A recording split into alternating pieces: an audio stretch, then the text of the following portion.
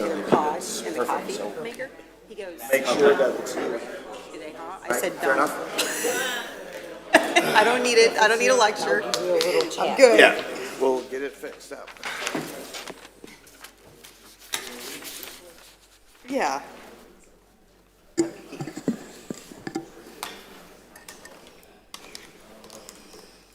Was the traffic relatively light this morning? Yeah, it wasn't too bad at all, thankfully. Better than with the That siren really helped on top of the car. So yeah.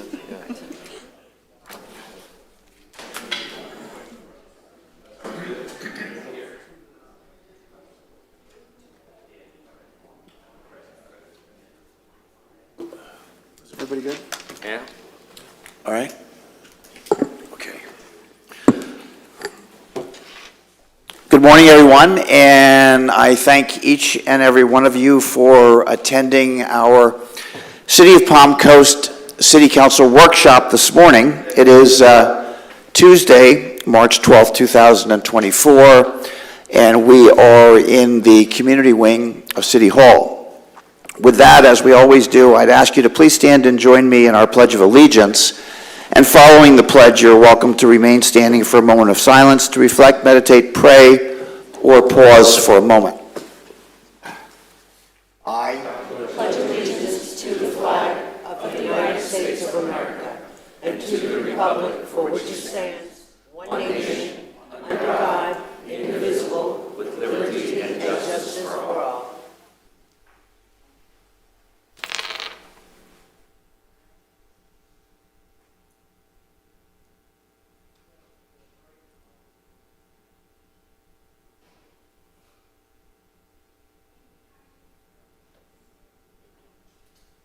I thank you all. And I would ask the clerk to call the roll, please. Mayor Alfin. Present. Vice Mayor Danko. Here. Councilmember Hyder. Member Kloufis. Present. Councilmember Pontieri. Present. All members are present. As is typical for the order of our workshops, we will begin the meeting with public participation.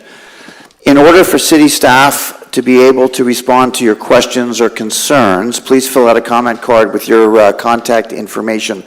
The comment cards can be found on the table near the agendas or available from the communications marketing director seated in the back. Anyone wishing to speak may approach the podium, provide their name, and may speak for up to 3 minutes. Please direct all comments to the mayor, be concise and to the point. Avoid delaying or interrupting the proceedings, and do not make any irrelevant, impertinent, or slanderous comments. Any person who becomes disorderly may be barred from making any additional comments and may be removed. So with those instructions, I would ask, are there any members of the public that would like to address me? Yes, sir. Good morning, Jeremy Davis. Morning. See, this hat's nice and big, right? It's just like the house next to me, nice and big. Looks funny when you look at it. Talk to the mic, Kathy can't hear me. All right. So this hat, it looks very funny and big, but it's just like the house next to me, funny and big. Just like the city, y'all keep ignoring stuff.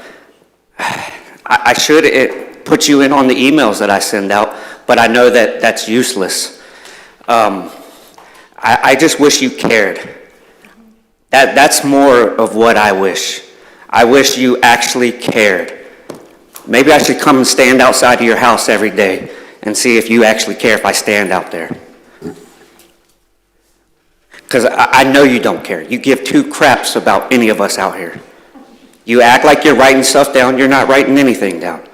You know how I know that? When I was at your expo out here, you could at least came over and said hello. You just gave me a head nod and kept on going. You know why? Because it's very uncomfortable to come talk to me, isn't it? Very uncomfortable to come look at 66 Parati Lane and see how funny that house is at 62 Parati Lane. The things they're doing to fix whatever they're trying to fix is hysterical. Let's add more dirt to something that's already high. Makes a lot of sense to me, right? No, it doesn't, because I'm here. If it made sense, I wouldn't be here, and you know that, because I've already told you, if you make it make sense, I'll go away. And as you see, last week I was in Washington State doing a tent competition, and I had my wife come tell you, make it make sense. I am not going to go away. I will still come here every day and pester you Come out to Parati Lane, I dare you. You won't even come out and look at it. That's the funniest thing is you will not come out and look at these properties. You just sit up here and act like you're writing things down and not doing anything as a mayor should. The reason I know that is because my mom was a mayor. And when there was problems in her city, she went out and looked at the problems. And then the funny thing is my stepfather was a mayor. He did the same thing. I think I know a little bit of how a mayor should run his city. Not sit behind a desk and do nothing, but keep collecting your developer money. I notice you're not writing much down now, are you? Is there another member of the public that would like to address me in City Council at this time?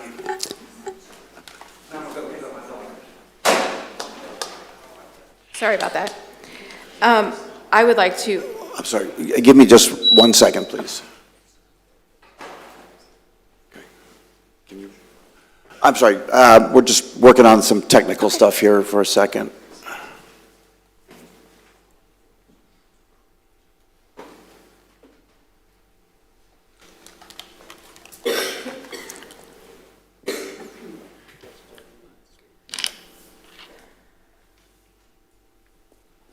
Okay, I don't want to make you stand. Please go ahead. okay, my name is Mindy Melendez. If you're just talking about, there you go, thank you. My name is Mindy Melendez. I'm a community member as well as a broker here in town. I'm proposing that we form a committee to review and help add more color choices to the home colors within the community. As a resident of Palm Coast, I have personally experienced the limitations imposed by our current paint color ordinance. Our homes are an extension of our personality. Our community is growing. Therefore, we're adding different cultures from all over the world to our community, and we need to look at these standards and have them upcoming in order to keep up with the rest of the world. I think that we need to form communities to look at these ordinances. As a broker or realtor, we go to sell houses. If the home color is not of the LRV, I am not an LRV specialist. It's not my job to say, hey, your home color doesn't match. A new person moves in, they get a ticket, and they are then required to paint the house. They're then mad at us for this. You go around the community, there's a variety of home colors. It makes the community more inviting. You go over to our neighboring city, which is in our county, and they're allowed to have different choices of home colors. So I'm just proposing that we form a committee, look at the ordinance. It hasn't been looked at since 2017. Zillow did an analysis of home colors, and the more home colors, it adds value to your property, adds value to your community. That's all I'm suggesting.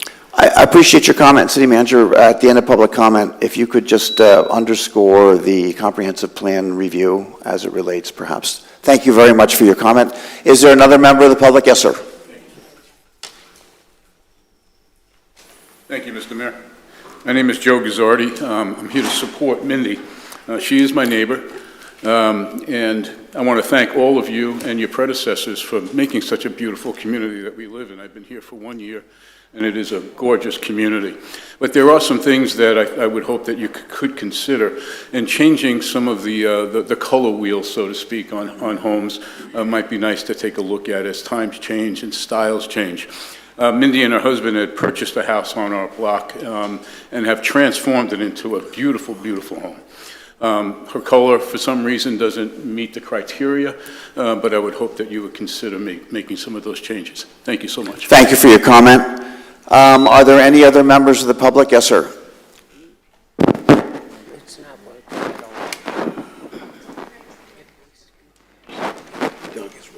Steve Carr, Palm Coast. We all depend. I'm sorry, Steve, if would do me a favor, pull the mic as close as you can so that people online and up here could hear better. Okay. Thank you. Yeah. Appreciate it. If you can pull the whole box, there's the Yeah, next- pull the box closer pull to the you. whole, yeah, that way the next speaker. Okay. Okay. Steve Carr, Palm Coast. We all depend some from scientific studies to keep us healthy.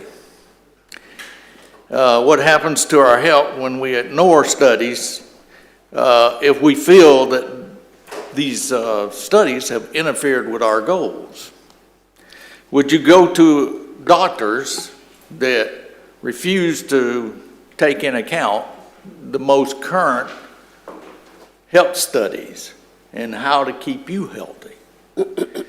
Well, I feel that same way about the city sometimes, because There are many, many scientific studies out there about how traffic fumes, dust, and noise harms the health of residents. And Florida Park Drive has, according to FDOT, 7,700 cars per day. That's not counting the trucks, that's just the cars, within 60 feet of residential homes. And these scientific studies talk about how it harms the health of the children and the elderly especially. So what do we do to get the city to help protect the health of the residents in residential neighborhoods? Anybody that's been out on next door sees over and over again, more streets are saying they're speeding on their in the residential neighborhoods. They're talking about more and more streets are saying there's excessive traffic on their residential street. So how do we get the city's attention to take care of something like this that's affecting people's health within their neighborhood? I also think, why would an industry want to come to Palm Coast if they see that the city will not take care of their residential neighborhoods? Why would they want to be here if people are being harmed in residential neighborhoods? Why would they want to put their most precious assets in the city, which is their people, if you're not going to protect them? I'm just asking, please protect us. Please do something about the excessive traffic. Thank you. Steve, thank you for your comment. Are there any other members of the public that would like to address me in City Council at this time? Yes, sir.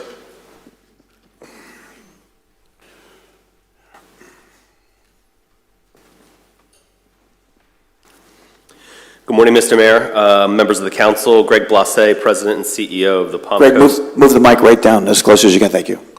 President and CEO of the Palm Coast Flagler Regional Chamber. I wanted to come up here and talk about four things. The first was we hosted, not this past weekend, but the weekend before, Spring Fest 2024. This was the third year that we've done this. It was originally called the Small Business Expo, and we had over 140 businesses right out back around the lake here, and we clocked over 2,000 attendees. If you remember, this is a grant-funded event that's completely free for local businesses to participate with, because we have the partnership with CareerSource Volusia Flagler, and also the city was amazingly helpful as well. The whole goal of SpringFest is to connect residents to local businesses, and I think we had a really successful year this year. We changed it from the Small Business Expo to SpringFest with the idea that it would be more appealing to residents, and that ended up being true this year. So I just wanted to come up here and tell you how great of an event it was. It was super positive. The pets were out there, and also thank staff because they were tremendously helpful in getting us over the hill to execute that event. Today you're going to be talking about the comprehensive plan, and I just wanted to say that I'm excited about the progress that's being made on the comprehensive plan. The situation where we go out and we've had so many public meetings with different groups, residents groups, stakeholder groups. So I'm really excited about what's going to happen, the conversation later today. On the issue of signage, I wanted to share that the Chamber does support the revisions. You're going to be talking about that later today. We worked with staff over several months, attended several stakeholder meetings with other groups in the community, and I'm here to tell you that I believe the changes that the staff is going to put in front of you today are business friendly, and all of this is being driven by a Supreme Court decision. So it's something that we're going to have to continue to deal with as we move forward. But what's in front of you today, the Chamber does support. We'll see what direction you want to take, and obviously it's a workshop, so no votes will happen today, but I did at least want to come up here and share that from the business community's perspective, these are positive revisions being put in front of you. And finally, the Southern Rec Center and our Lead Flagler group. If you don't know, we have we started a leadership program that's called Lead Flagler, LEAD, stands for Leadership, Education, Advancement, and Development. We have 13 local business leaders in that group, and we had our Parks and Recreation Day on Wednesday of last week. And so we visited Waterfront Park first, 10 o'clock in the morning, and what happens? But a whole entire pod of dolphins come up and greet all of us, which was pretty amazing. And then we had a tour of Holland Park and the Southern Recreation Center. And we had an event at the Southern Recreation Center where we played pickleball, and just, folks, wow, if you haven't been out to the Southern Recreation Center yet. So great work. Thank you for all that you do. Thank you for your comments. Are there any other speakers that would like to address me and City Council this time? Yes, ma'am.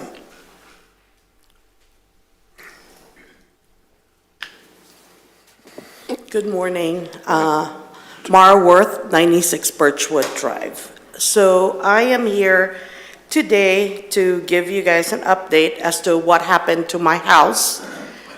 They have started putting down the sod, and in the back part of it, it's about 3 feet high. As you can see in the picture, pictures don't lie. It's ridiculous looking.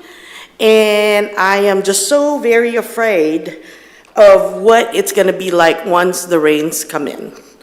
So I am here today to show everyone in this room the end result of the construction of this new home next to mine. In a meeting with Cody, Stevens, and De Lorenzo, they assured me that the grading will be done and a proper drainage system will be in place to make sure that the water does not end up in my property. I don't know about this. I see Mr. Cody is not here today because I really wanted to make this statement to him because I begged his department to halt the pouring of the concrete slab before it even began. And they refused to do anything. You know, I was trying to prevent an issue and they just refused, flat out refused. So this catastrophe could have easily been avoided if they would just start listening to some people. You know, we are not experts, obviously we're not technical experts, but we have eyes and we have common sense. And sometimes, you know, being too technical doesn't, as we already can see, did not help anyone. You know, he treats us with contempt like we're idiots. You know, that department does. We are not. You know, and I just wish that somebody from that department would truly work with us, you know, and prevent this from happening more and more. Because I drive around the city and I love this city. And there's nothing that I wouldn't do for this city. And I wish that they would just stop. Like the 22 inches that they proposed is not enough because according to his department, my house is only 27 inches higher. Does this look like 27 inches higher? It's not. It's a lot. It's a lot more than that. So please help us. We just need your help. That's it. Thank you. Thank you for your comment. Next speaker, please.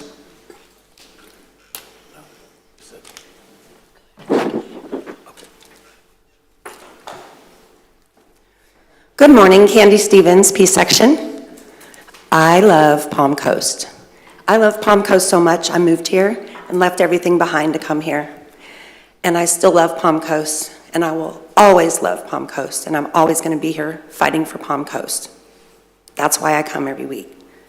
So I've asked some questions to you guys in the past, and I haven't really got any answers. So firstly, the map that I showed you guys last time I was here, the map that had all the red dots, did anybody get a chance to look at that? And if you did, I would like to get some feedback from you maybe after, if we have time, off record, obviously. I wanted to just make sure you looked at that map. It took us months to compile that information.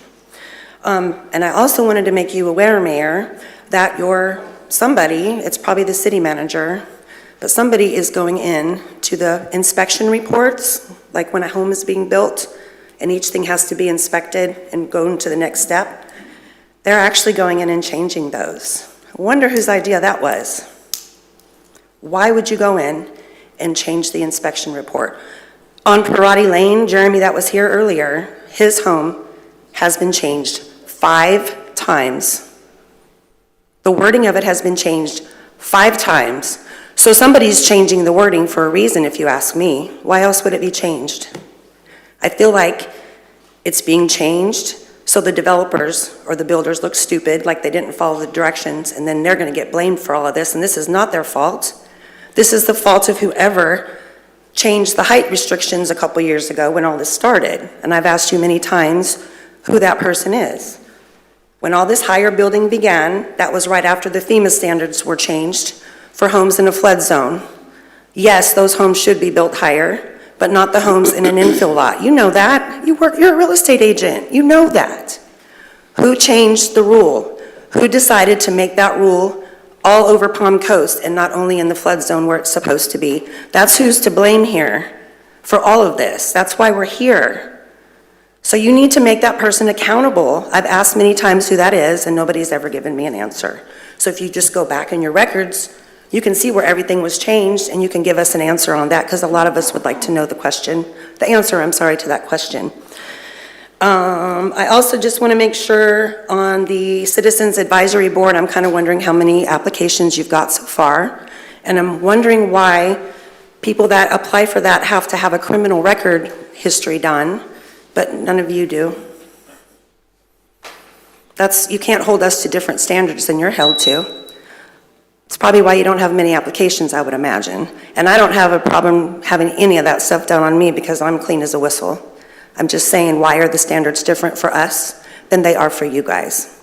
And that's all I have for you today. Thank you. Comments? Next speaker, please.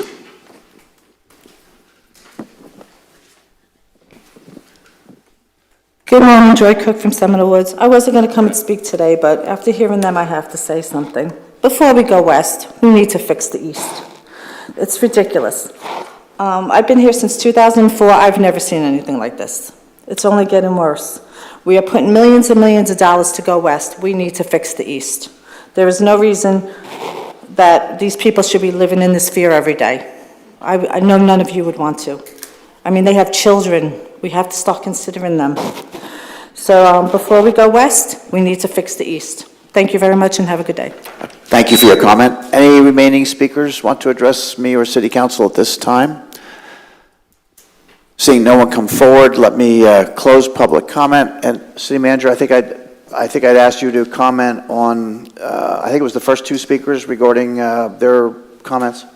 Yes, Mayor, you referenced a comprehensive plan, which is an item on your agenda today. So the comprehensive plan is a document that guides our future. And you may have heard of our campaign, Imagine 2050. So we're really looking at gathering the feedback from the public on the standards of today that you enjoy or maybe want to change. And so it's really important, if you haven't already done this, is to provide your input as part of the comprehensive plan update. Because what that does is once we set goals, objectives, and policies through this process, that will actually guide the regulations of the future. And Mayor, I hope that covered your point. I appreciate that.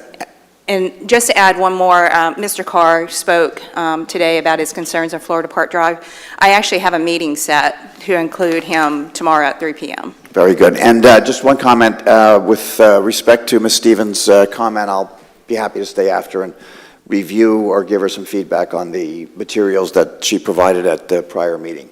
But comments on public comment? Yes, I understand. I spoke with Lynn from Stormwater before the meeting. I understand on your house with the grading issue, I understand we've told the builder to go back and regrade, that it wasn't acceptable. And if you speak with Lynn before leaving, she'll give you an update on it. So we're not done with that house yet, just so you know. Thank you. Councilwoman Pontieri. Thank you. Really quickly, for Ms. Melendez, I think we spoke via email as well. Wanted to just maybe advise, and we can talk afterwards as well, or you can email me again.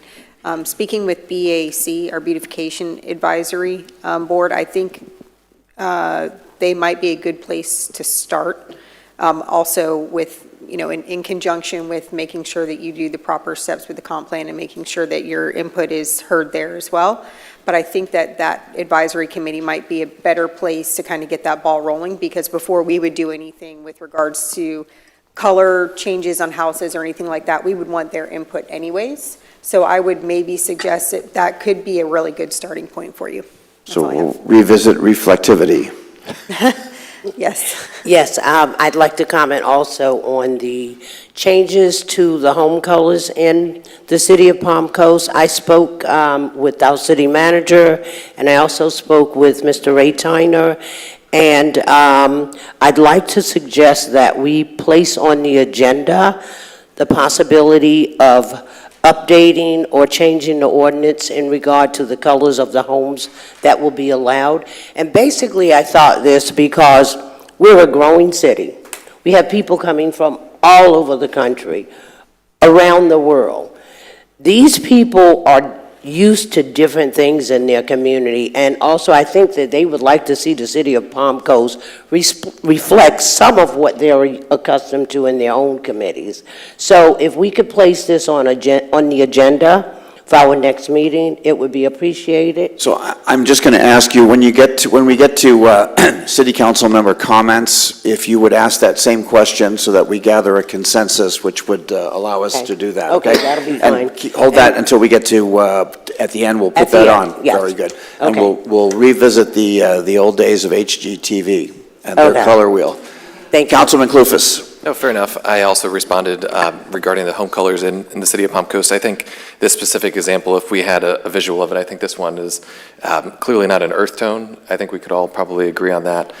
So I'm open to talking about adjusting the color palettes that are available in Palm Coast for new residents, but I think if we had a visual of this one is very dark. It's super dark gray, almost near a black almost, which I think it looks great in my opinion.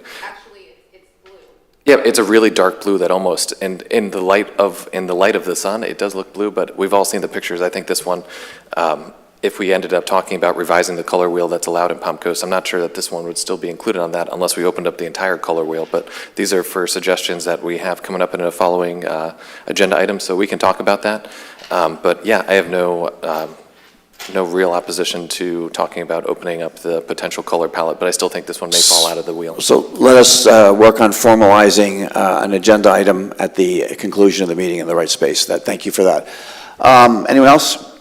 So with that, we will move to our presentations. We have 3 presentations scheduled for today. The first one will be the update on the comprehensive plan. So please proceed as you're ready.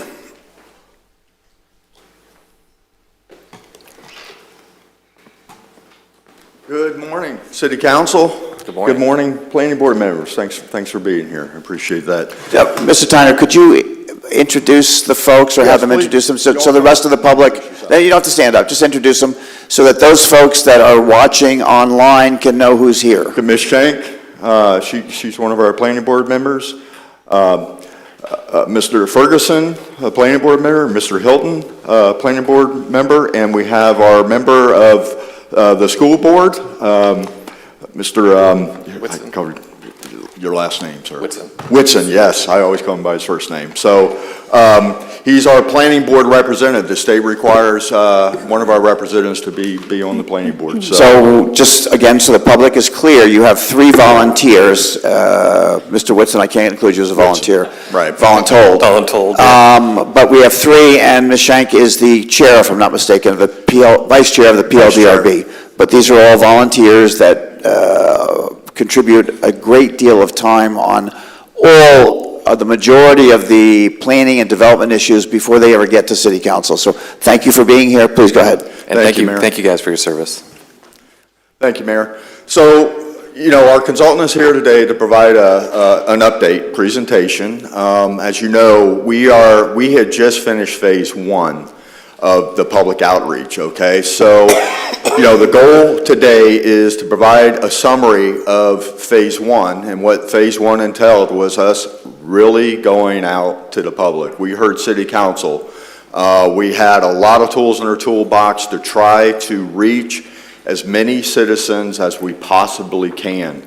And they're going to go through the details, but that means going out to the citizens. That means doing special engagements for the citizen, community-wide events, pop-up events, which means, all of our special events, Food Truck Tuesday, you name it. So, and then also we had produced social pinpoint, on our website that is active, that had over 3,000 hits, and folks meeting with them. So basically is phase one is we take all this data of what we heard from our community, okay?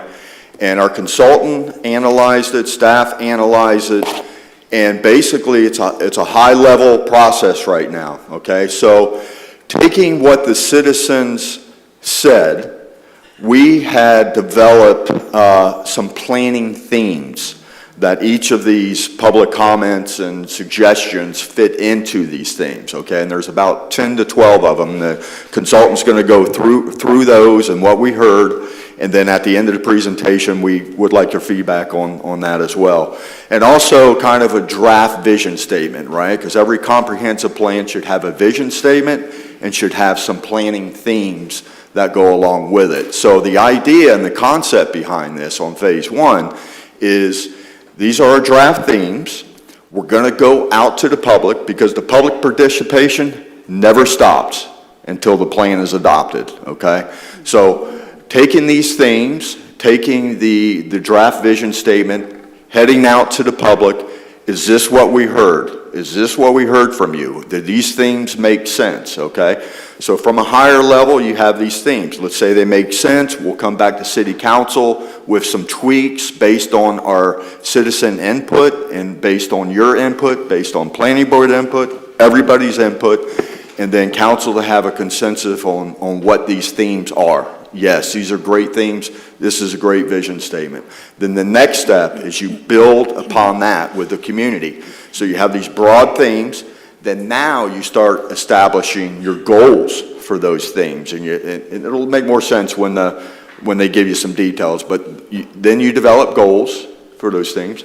Then you start doing objectives and policies. That's where the detail comes in. So it builds from a broad down to your goals, down to your objectives, down to your policy. So we're kind of at this level now and kind of working our way down on the details of this. It's been a great process, but I'm going to let our consultants go ahead and introduce themselves, and they are going to give the presentation. So just a quick comment. So I would only reverse your analogy. I'm thinking more of a pyramid, so we're collecting from the ground up and ending with our policy. That's fine. Yes. And the other one was, just kidding, all kidding aside, I am aware, I do attend the Northeast Regional Council. So I am aware of at least 6 other municipalities in the Northeast region of Florida that are also working at various stages in their comp plan review. I will tell you that ours, from what I've seen so far, is much more robust, intensive, and in terms of its timeline, it's longer, but because it has a much stronger agenda and a much more detailed result in mind. But we're not the only ones doing this. However, I think we're kind of leading the way as a tip of the spear, if you will. So appreciate that. Thank you, Ray. Yes, sir. Good morning. And I'm going to ask you if you could bring the mic closer to you so that folks can hear you loud and clear without you having to bend over. Good morning. Good morning. Just to remind you, I'm Kathy Ebaugh. I'm the Director of Planning for JB Pro, and with me is Sylvia Vargas from Kevin Giordano. And we have been so excited to work with your community over the last about 9 months now, and can tell you, Mr. Mayor, just as you said, the process that your community is going through to do this update of your comprehensive plan is very robust. I think in delight of a point in December when I opened up my email because I follow you on Facebook and I didn't know what was happening, but I got this wonderful day in the life of Palm Coast where you had taken the movie and changed it to Palm Coast and shared it with the rest of our team, and we all thought, wow, this is a special community. This is just different and above and beyond what any community thinks about when they think about how to reach to the community and how to bring the community into the planning process. So today, Sylvia and I are going to go through this. We're going to talk a little bit about what we've learned, And we're going to share some information that reflects the community and reflects the ideas that we've heard from the community.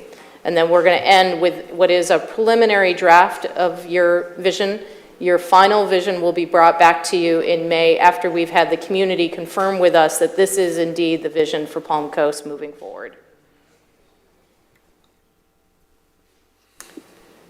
So just to recap a little bit, when we talk about the comprehensive plan, as Mr. Tyner said, we are talking about the very top level. We are at the 50,000-foot level. This is the vision, this is the goals, these are the policies that are going to drive the future of the community.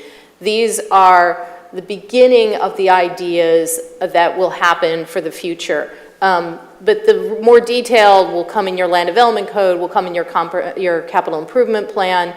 They will come in the way that these ideas are implemented. But these are the ideas that will direct how things get executed from now through 2050. And they really underpin all the decision-making that happens in your land development code, in your zoning regulations, in your capital improvement plan, in your budgeting.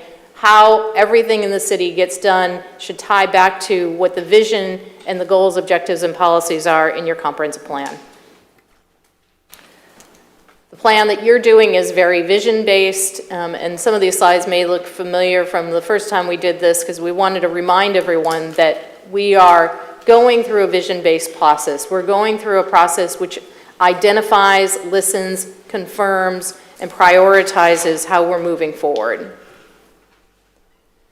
We are here in the second component. We're in the data assessment, and the third component, the comprehensive plan update, will be the next phase of the process until we adopt in October.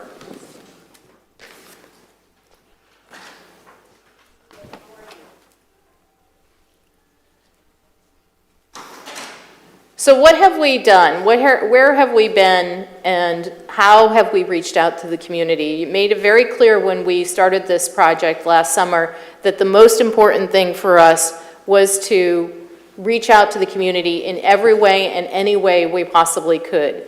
So we have done that in multiple opportunities. We've done it through online resources, through your website, through your Facebook page, through a dedicated project website where people can go and provide us community input. We've done it in person in informal ways through road shows, and we've done it in more formal ways through group meetings and presentations. We've had project ambassadors who have acted in our place. We've had staff, we've had consultants, we've had press releases. We've done everything we possibly can, including the Christmas video, to try and bring people into this process and let them know this process is for them. Similar to what we did in October when we kicked off this project, the next 2 days we're going to be spending a lot of time with your community. We're here today to give you an update and give you an opportunity to give us some feedback about what we've already learned. This evening we will have a stakeholder meeting, and tomorrow we will have 2 community workshops, one in the afternoon and one in the evening. So once again, we are here to really get in detail so that we can once again then go to the more informal and the website-based opportunities. So it's a continuous cycle of the more formal to the less formal, and then the online being there throughout the process. And this process won't stop when the comp plan is updated. This process will continue because that's how the community can ensure that their vision gets implemented, by never stopping this community engagement effort and making sure that as you go through the execution and implementation of the plan, that there's continued community feedback, continued community input. Yes, Mr. Mayor? Yeah, while you're catching your breath just for a second, where are those workshops located, or where will they be located? They're in this room. Yes. They're in this room tomorrow. And when again? There's one at 1 to 3 and 5:30 to 7:30. Tomorrow? Tomorrow. Thank you. And it's, again, here in this room.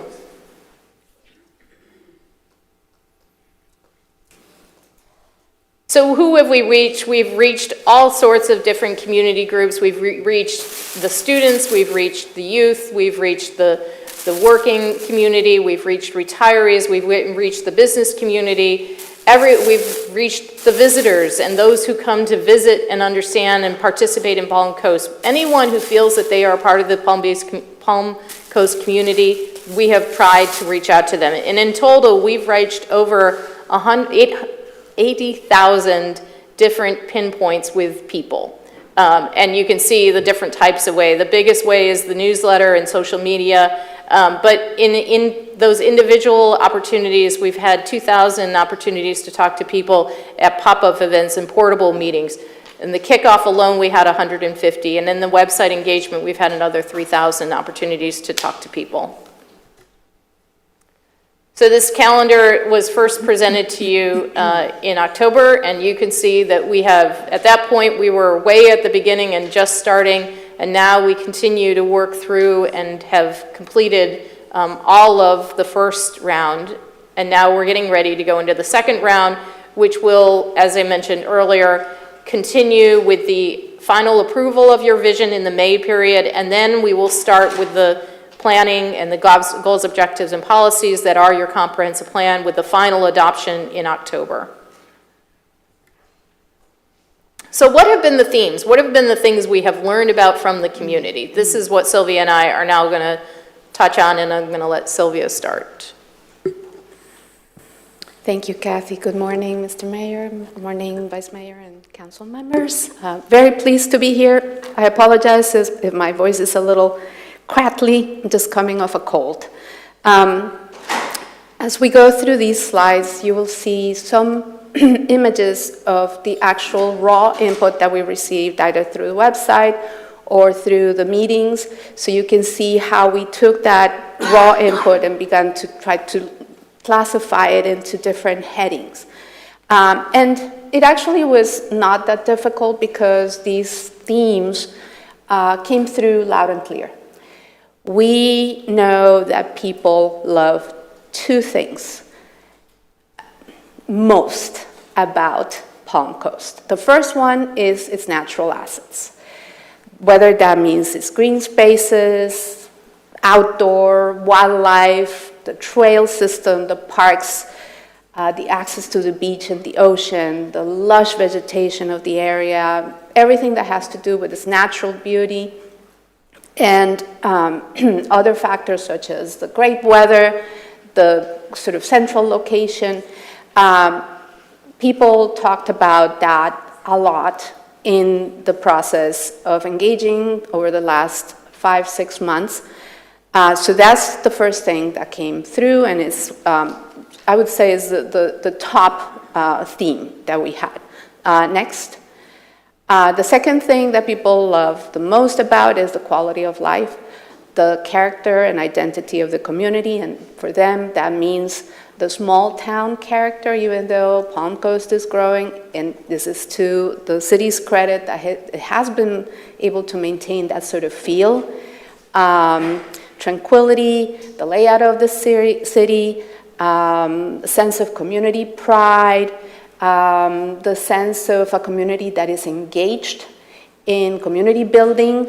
They also like the fact that it's relatively reasonable in cost of living, has low taxes, and something that they really appreciate is the sense of family that comes from having great neighbors, great friends, is what attracted people here, is what keeps them here. Next. So those were the two major topics that came through loud and clear from the input that we received. But we also asked people about their key concerns and the challenges that they perceive, both for today and for the future of the city. And what we heard there is that people are concerned about overdevelopment, overpopulation, overcrowding. They're concerned about the pace of development, how fast are we going, and whether we are being able to keep up with development in terms of infrastructure and services. And also, we heard about people feeling like the city's not getting the kind of development that it should be getting in order to promote great neighborhoods and a great community. Next. So the second type of concern is, as a result of what we just heard, the community character and the quality of life changing. And the top concerns with regard to that are with respect to community safety, traffic congestion, especially at the peak hours. We heard a lot about multifamily development, and we heard a lot about loss of green space, which, as I said, is what people love the most. Other issues that were raised during those conversations were related to the lack of public transportation options for people to move around, the lack of a business-based diversity and lack of amenities that people find desirable, more restaurants, grocery stores, etc., and the lack of more broad, diverse arts and culture scene. Now, then we switch from that to the aspirations for the city, and this is also our way of sort of tying all of this in. Aspirations for the city include 3 themes. Manage growth, and what people mention most, which I mentioned, is controlling the development pace, controlling the amount of development, exercising more influence over the types and qualities of desirable development. And we're going to talk about in a moment how to sort of tie these themes that I'm going to talk about, this one and the other 2, to factual data about what is happening on the ground today in a way to sort of temper aspirations with facts. So we're going to try to bring those 2 things together, and I'll talk about how that is done. Next, the other theme for the aspirational side of this process is quality of life. I mentioned that before, but what do people mention most here? Housing affordability, building up the town center, improving water quality, alleviating traffic congestion, increasing safety. And this was mentioned a lot with respect to pedestrian safety, related to the completion of the sidewalk network, increasing tree canopy and green space, maintaining public safety in general, and maintaining and improving the quality of schools. And then third, infrastructure and services to support growth. And people mentioned the most here, more and better programs to support seniors and youth, expanding road capacity and safety, converting septic tanks to sewer, and improving and expanding public transit. So I just mentioned a moment ago that what we're going to try to do in this exercise that follows is take you from vision, which is where we as a community want to go, and it is an aspirational aspect of the comprehensive plan, and it's broad, and is based on public input, not unanimous public input necessarily, but a consensus of the public input, right? We try to find the common themes, and then tie it to, the current conditions, the trends, which is our conditions assessment. And this is where we are going, where we have been going, where we might be going if we continue along the same path.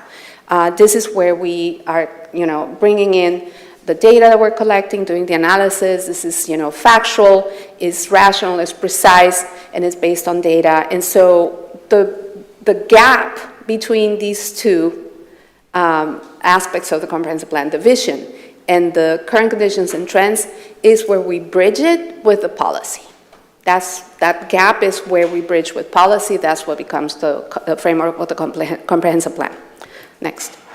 So I'm going to walk you through what we have identified as our first vision theme. And it has to do with community identity, character, and livability. And there we have 3 major topics: small town feel, friendly, welcoming manner toward visitors, residents, and businesses, and an exceptional quality of life. Now let's go a little bit through the data that either supports or detracts from that. Something interesting is, of course, that even though, again, to the city's credit, Palm Coast maintains that sense of small town, it was not really created to be a small town. It's a platted city of 62,000 plus acres of which 42,000 acres were the original ITT plat. There were 50,000 home sites that were sort of designed for a population over 100,000 people. That's hardly a small town, but the city has been able to maintain that small town feel. And people love that, and this is why they're coming here, and so it's one of the things that people aspire to protect and maintain.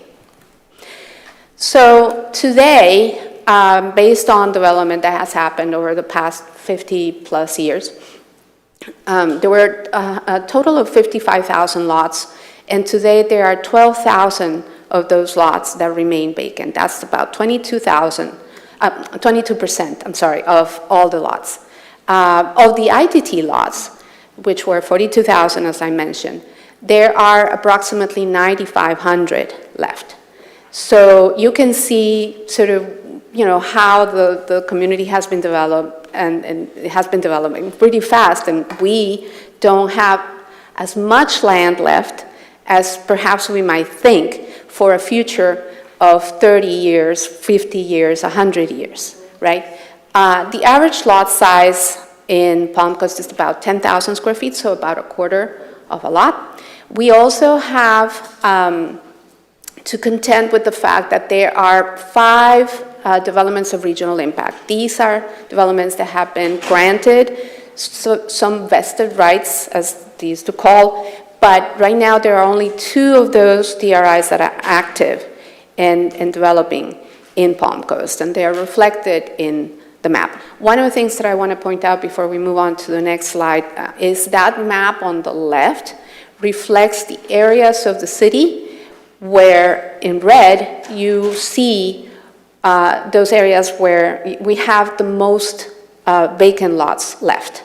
So you can clearly see those areas that are going to continue to develop. And I, by the way, want to really commend your staff because they produced a truly amazing annual growth report that tracks development very carefully over year. So a lot of this material comes from these reports that we have been reviewing, and this reflects the latest one. Next. Now let's talk about community identity. Let's talk about that. First of all, again, we're not, in terms of our population, we're not necessarily a small town. We're 100,000 people as of 2023, and the population is projected to reach about 160, almost 5,000 by 2050, which is the horizon of this comprehensive plan. The annual growth rate over the last few years has been 2.3 per year. We have a median age right now of 50.3 years, which is increasing. Interestingly, because it is a little unusual to find, the median age for women here is a little lower than men.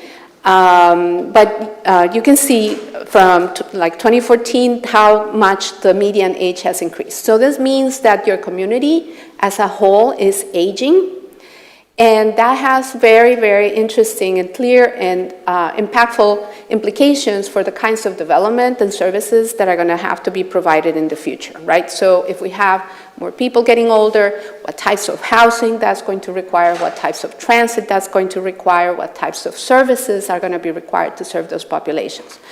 But nevertheless, we still have a substantial population of young people. Right now, that's about 18% of your people are under the age of 18.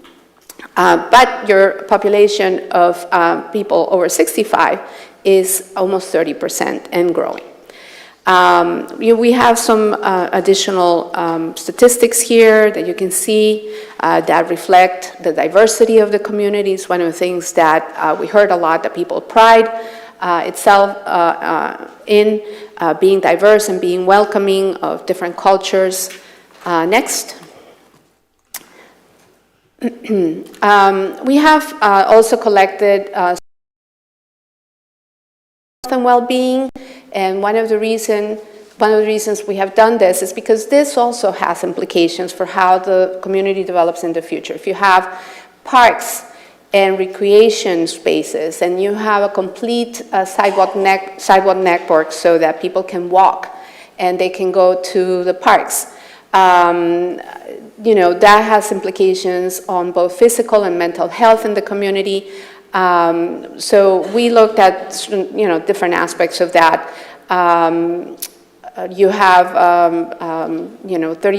almost 33% rate of obesity, 13% of diabetes, frequent mental distress, almost 15%. So all of these things have implications for the way that the community develops from a physical standpoint, as well as the kinds of services that are provided, and so on. So these are, by the way, I should have mentioned at the beginning, this is not our whole assessment by any means, and it's a work in progress. We're still collecting data, making sure that it is the latest data that we have, and some of this, as Kathy will also mention when we go through some other portions of it, that we know that we still need to update some of the data that we're collecting. Next. We collected also data on education. The city has 13 schools and over 13,000 students, so it's a very substantial school district. Children in poverty represent over 17%, and broadband connection in the city is only less than 61% as of 2021. Obviously, the pandemic revealed, not only here but everywhere, some of the flaws in our infrastructure to serve education, from the broadband perspective. And so this is kind of where we are. We have chronic absenteeism of 34%, and the educational attainment in the city is represented in those graphics that you see there, with college being about 18.2%, graduate being 3.3%, and completion of school to the high school level about 73.5%. One of the things that is interesting is that the city of Palm Coast has been ranked second safest city in Florida. What does that mean? It means a lot of things, but one of the aspects of that safe term that we looked at was walkability. There are over 135 miles of paths and walkways in the city of Palm Coast, and that is absolutely amazing. And yet, the city only has a walk score of 7 out of 10. That's not bad, but could it be better?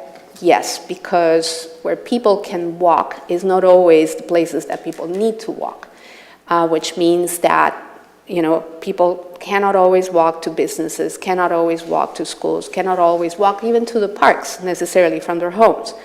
In fact, only 1 in 10 residents can walk 5 minutes to a retail or service location from their homes. Next.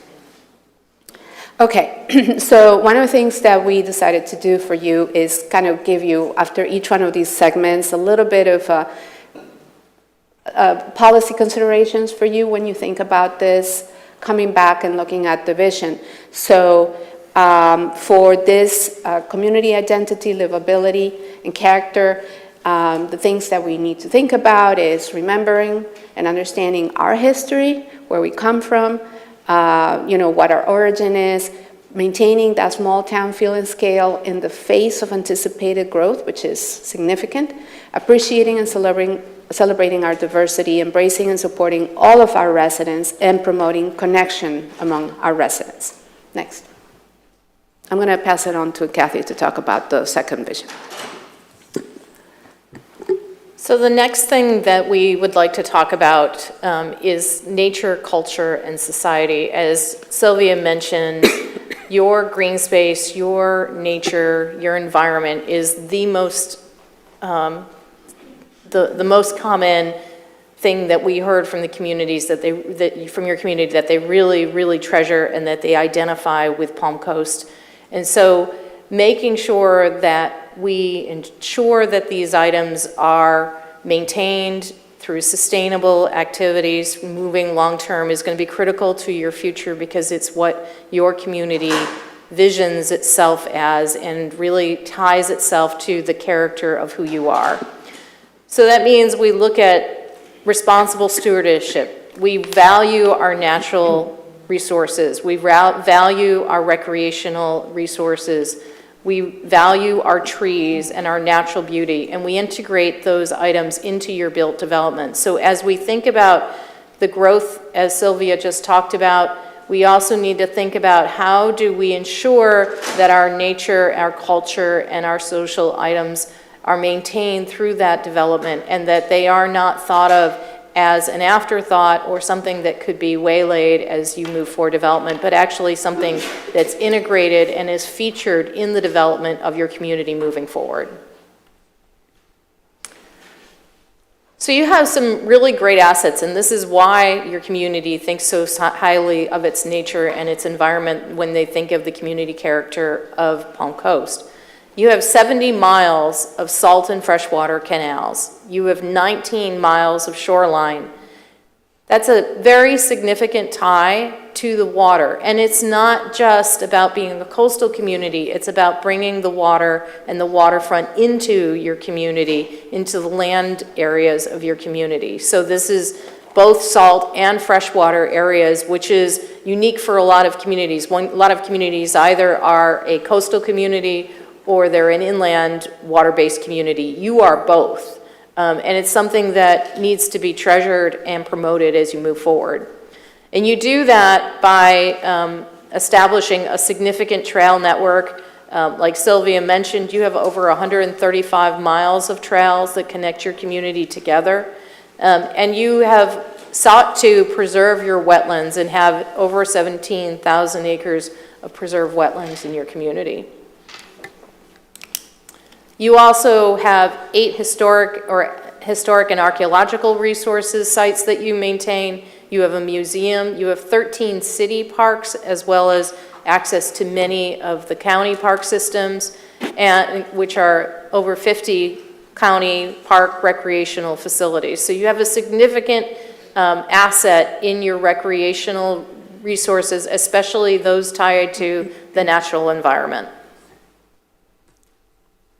Your total park land is almost 12% of your community. Your walkable access within that is 15%. Within 1 mile, 30% of your population lives within 1 mile of a park or a park access, and 50% live within a 3 mile. Your recreational fees, the expenditures per capita, you spend on average $233, almost $234 per resident on recreational activities. The most popular activities in your community are walking, swimming, golf. And as a total percentage of your capital improvement plan, recreation accounts for 3% of your budget.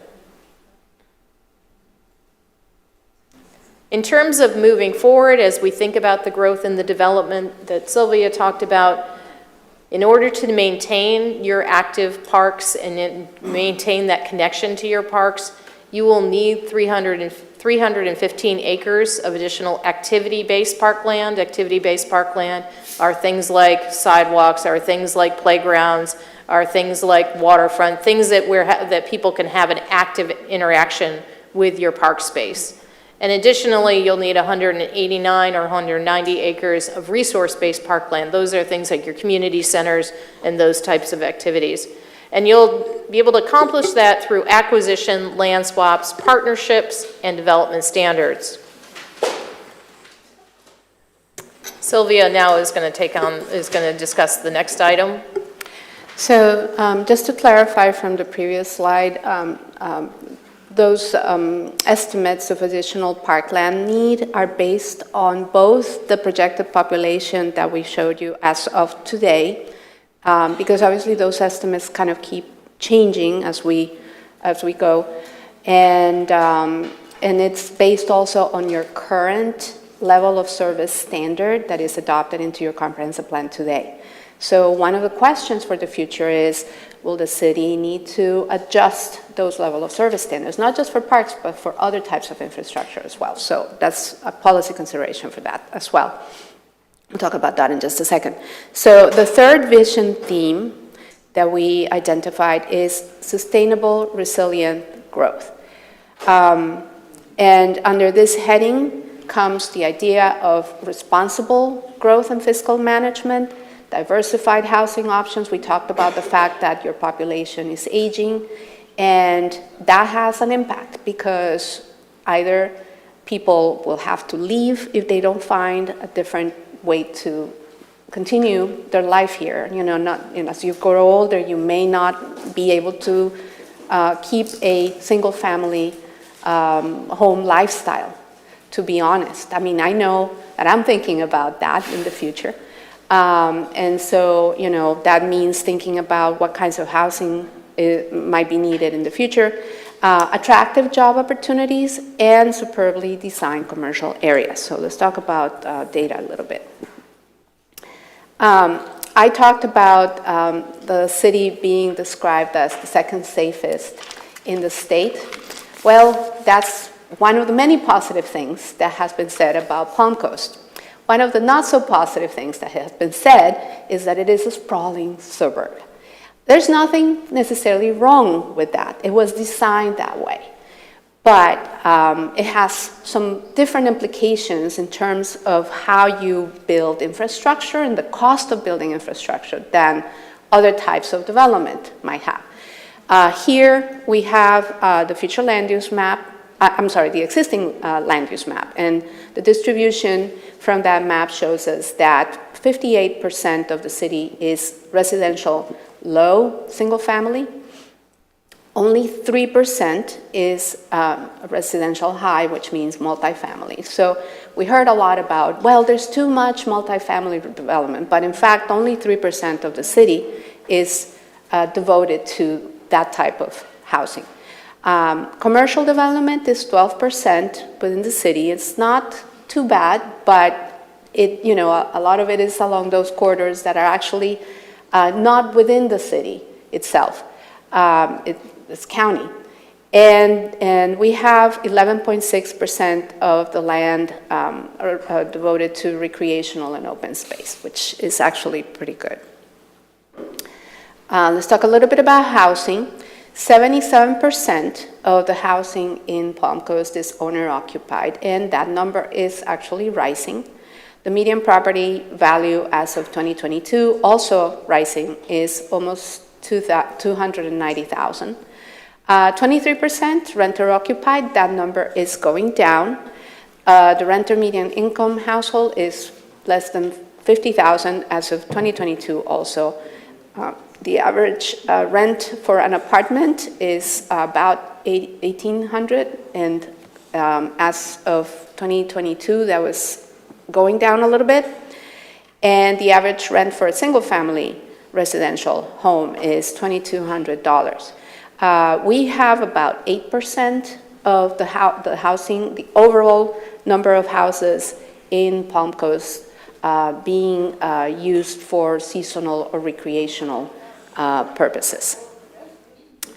One of the things that we looked at from the aspect of resiliency and sustainability is how many initiatives programs and initiatives the city has. And the city is doing a lot. Another thing that the city is prominent in is because it is designated as a tree city, USA. But there's also other things happening. Palm Coast is a monarch city. It's got really great resilience programs, one called Resilient Palm Coast. Green government, meaning that the city is building all of its facilities with green standards. There's water conservation initiatives and so on. So those are really positive aspects of this facet of the vision. Pace of development, we have, not necessarily going to read or expect you to read these tables, but these are actually also from the latest growth report that Ray's department produces, and it breaks down the number of units that have been completed per year by type: single family, detached, single family attached, multifamily dwelling, and also the residential permits that are issued for future construction, also by year and also by type of unit. And you can see that apartments actually are a fraction of the number of permits that are issued every year for single family, both attached and detached. And obviously there's a reason for that, because the city was platted primarily as a single family subdivision community. So as of 2023, there were 2,771 units approved from residential plat and development orders. I mentioned the 12,000 remaining vacant lots. That's capacity for additional growth for the next 10 to 15 years at the current pace of development. I talked about the DRIs earlier. Those are these large developments that have already received approvals, that are set in place, and those have a potential impact of 22,000 units and 10 million square feet of non-residential development. The time frame for those at the current pace of development would be about 20 years. So it's a significant amount of potential growth that there's still capacity for over the next 20 years. Next. And some policy considerations for you with respect to this. The first, again, has to do capacity of the city to keep up with infrastructure to serve the pace of development. And that could mean that the city takes some thought into, how do you pace development? There are very significant ways that could be done through growth management controls, or less significant ways. And there are other ways also that could be done just to directing growth to the areas that already have infrastructure. So these are just kind of things that, are worth of consideration. We need to consider the impact of external forces such as annexations and DRIs and state preemptions. We know there's a lot of those that are being considered every year by the legislature. Reconciliation of the need to preserve the nature-based resources that people really appreciate. The need to diversify housing to serve the needs of the population in the future, the way that population is going to be breaking down in this sort of age pyramid.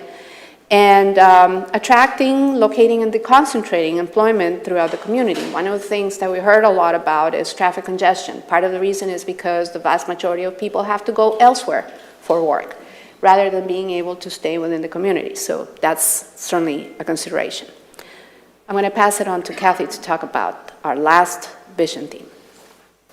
So our last vision theme is about ensuring that the community, as you grow, is able to be served the way the community expects to be served, the way that they told us that they really appreciate the services happening right now, that there's an exemplary level of service, that you are responsive to their needs, and you operate on a very fiscally conservative and responsible manner.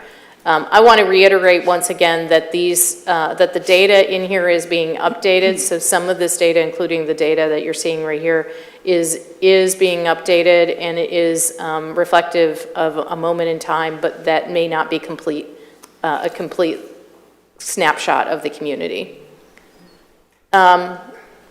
One of the things we have heard a lot from the community is the issue of stormwater issues, and a lot of that has to do with the way the original plat in the ITT communities were developed. But the good news is, while that is a challenge in trying to overcome an original plat that is many years old and has a lot of significant challenges, The good news is the city is very aware of the challenge and is working diligently to try and figure out how to address that stormwater concern, as is evidenced by the amount of infrastructure that you have put in place to address stormwater and water concerns.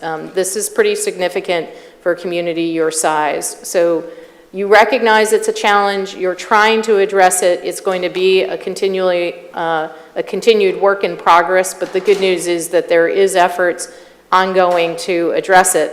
I want to piggyback on this for a second to what Sylvia mentioned about your DRI and your pre-platted areas. The challenge that you're going to face as you address these stormwater and these understanding how to address concerns that are a part of your original plat is understanding that new development is coming in that you don't have much control over. These are established development rights that precede the community, so understanding and figuring out how to balance and how to prepare for and plan for and provide for the adequate levels of services of the citizens today with the development that's coming in that has already been approved for your community, whether it's in the platted lots or in your development of regional impacts. As part of that service is understanding that you have really good and solid auxiliary services. You have 5 fire stations in your city, plus an additional 2 from Flagler County. You have 2 medical facilities, 1 library that's operated by the county, and 1 detention facility that's also operated by the county. And then you have an array of other services and support programs that address things like your arts programs and housing, economic development, small business support, historic resources, and your Citizens Academy, where your citizens have an opportunity to learn more about the challenges and opportunities that they face and that you face as you make decisions for your city. So in terms of the vision and policy considerations for public services, again, it's aligning the city's capacity and the need to address the incoming growth that is happening, whether or not that growth is happening because it's been pre-established and you have opportunities to improve maybe how those developments happening, or if they're in a platted lot and they have a vested right to build as they were originally entitled. Understanding the levels of service, this goes to what Sylvia was speaking about in regards to parks, but that could be, those level of service standards will be evaluated through this planning process and adoption of your comprehensive plan in your areas of utilities, in your areas of schools, in your areas of public facilities. All of your level of service standards, your transportation level standards, all of those will be evaluated through this process so that we can ensure that the services that your citizens expect today will be maintained through the development of the community and the growth of the community. And then once again, really looking at that stormwater system and figuring out and addressing how we might better improve your stormwater systems, recognizing that a lot of the challenges are not challenges that that you have created, but that you have inherited from the original plat of the community. So the final component that we want to move to is that preliminary vision statement. We know that this is what a lot of people would like to see, so I will let Sylvia walk you through this. Actually, we can walk it through it together because this is the exciting part. This is preliminary. Just want to reiterate this. From everything that we've heard, from the themes that we identified, we have put together these statements. There's about 5 of them, and we would like your feedback on it. We would like the community's feedback on them. The first one is that we hope to see in 2050 Palm Coast be the flagship of Flagler County and Northeast Florida, a vibrant, attractive, diverse community known for sustainable development that seamlessly and harmoniously coexists with, embraces, and respects its natural environment. The next component is, in 2050, our community strives to be a model of responsible growth and environmental stewardship, where the preservation of our natural resources and beauty is paramount. The city takes pride in the quality and efficiency of its operations to provide premier services to its residents, businesses, and visitors in an equitable and effective manner. In 2050, the city offers an array of resilient, quality housing, good-paying jobs, new training and education institutions, and a variety of retail, culture, recreation, and entertainment facilities and venues, all of which may be reached via multiple, safe, and convenient transportation modes. In 2050, Palm Coast celebrates diversity, supports resiliency, and embraces a spirit of civic engagement, community collaboration, and innovation. Palm Coast residents thrive in an environment that prioritizes well-being, inclusiveness, connection, creativity, curiosity, and lifelong learning. And finally, in 2050, Palm Coast extends fair opportunity, choice, and prosperity to all who opt to make our city their home, whether for residence, work, study, play, or repose, preferably all. I want to conclude, I think that we have one more slide, but I want to conclude by saying that even though we're saying in 2050, this is what will hopefully happen through the implementation of a comprehensive plan, this is not to say, this is a process, right? This is going to happen over time. We're going to see places where we get to our goals sooner than 2050, but 2050 is our overall destination. Citizens, residents should not, be thinking, oh, well, by 2050, I may not be here. What happens to me right now? Because again, this is a process and implementation in the comprehensive plan. Once we put the policy framework in place, there will be an action plan that will be tied to short-term actions, mid-term actions, long-term actions. So things are going to be happening incrementally over time, and improvement will be seen over that 20, 25, 30-year period. So anyway, we have actually not one more slide. We have a couple more slides that have to do with our guiding principles. Ray talked about sort of the core planning values. This is what we are taking to be the guiding principles for the framework of policies in the comprehensive plan. That includes protecting the natural resources and ecosystems. We have talked about that a lot. We're going to continue to talk about that a lot because it's really important to people. Developing parks, recreational facilities, trails, and open spaces. Promoting pride in community image.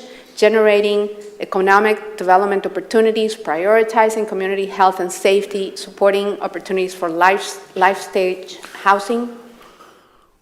Enhancing traffic circulation through growth management, maintaining and upgrading your public facilities, again through growth management, fiscal planning through your growth management, preserving your suburban character in existing areas, promoting work, live, and play in appropriate areas, and expanding opportunities for quality education. These guiding principles, if you think about your vision as the very top of your comprehensive plan, the direction you're guiding, where do I want to go, your guiding principles are the how do I get there, what areas do I need to focus on in order to achieve that vision statement. And the items that Sylvia and I just brought to your attention are those areas that we really need to focus on as we move forward from here to 2050 to ensure that your community gets implemented and achieving that vision the way that it wants to. And by the community buying into, Mr. Mayor, you mentioned other communities are working on their comprehensive plans right now. And there's a clear distinction in cities that take a proactive, community-based approach to their comprehensive plan and those that do a comprehensive plan that meets the legislative requirements. And that is that those that engage the community have better buy-in to their city plan and therefore are better able to achieve their vision, are better able to achieve their principles, because this is the vision not just of you, the elected members, but this is the vision of the entire community, and the entire community therefore has a stake in ensuring that its vision is achieved. So how do we move forward and how do we ensure that happens? We continue to confirm the vision themes as we talked about. We're going to continue with the community engagement and continue with our public meetings, our portable meetings, our pop-up outreach, and our online survey. We're going to continue to move forward so that they confirm to us that what we just talked about is the vision for the future and are the guiding principles to be achieved.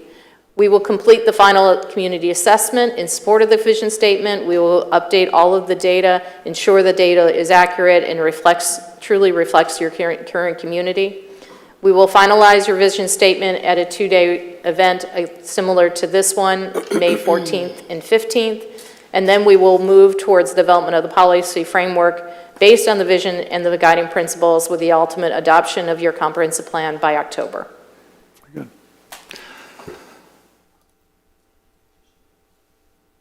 I would, first blush here, want to thank both of you ladies and all of the staff folks that you worked with to provide what, in my mind, is a thrilling result, although summary in nature because we're still early in the timeline. For me, this feels a lot like an acceptance letter to call it a trade school or higher education that allows us to move forward and really study and understand along with the rest of our students, the community, to figure out the best way forward and the vision for Palm Coast. I'm going to ask City Council members to provide feedback. I just had a couple of quick questions for me. You made reference to the median single-family home at $288,300. I just want to know where you got that data from. This is actually from the American Community Survey, 5-year, I believe. Okay. I would ask you to go back and compare that to local data provided or generated from the local association. Just, I think there's a delta between the two. I want to make sure that you're, and that also, I think you referenced 2022, so there's been quite a differential between that and today. I just figure that's important. No doubt. Believe me, I did look at some of those other sources. It's just kind of hard to pick the one that is more accurate because it varies. But we'll certainly try to just look at some of the other sources more carefully. And just actually for my edification, but for the general public, you chose to differentiate in your description ITT lots versus the other lots. Just help me understand why. Right, I don't know if you can talk a little bit about that. I think it's very important that when ITT developed Palm Coast with 42,000 platted single-family lots, they're vested for single-family, right? So, we have limited opportunities from a planning perspective and long-term perspective because they already have vested rights and they're developing. So it is really key on, So the bundle of rights that accompany the ITT lots is much more significant and constrictive than the other lots. Fair. Yes. You made mention of mental health, frequent mental health distress. I won't ask you to answer me now as to where you got that data from. Yes. It was remarkable to me that the percentage was as small as it is, knowing the lack of resources that are currently available. Yes. I can tell you that this is from a Flagler County health assessment, but it's a couple of years old. I could not find a newer version, and so that may be reflective of the lower percentage. Okay, I'm almost done. You mentioned, I quote you, the city was originally planned as a single-family home community. However, when I look back at the original comprehensive plan, it seems to me that there's almost a 50-50 split between single and multifamily. Am I correct, Ray, or is that incorrect? Well, the original comp plan, when we adopted in 2004, right, it really called for a mix of uses because at that time, if you go back in time to, when we were a city, all we had was ITT lots. And some of these themes still remain from our community, and what we're hearing is like walkability, able to walk to shops and do something alternative or different than the IT&T lots. Thus, we have Town Center, which is kind of envisioned to be kind of a walkable community, where you can walk, live, and play in one community. It's really hard to do that on your 42,000 platted ITT lots.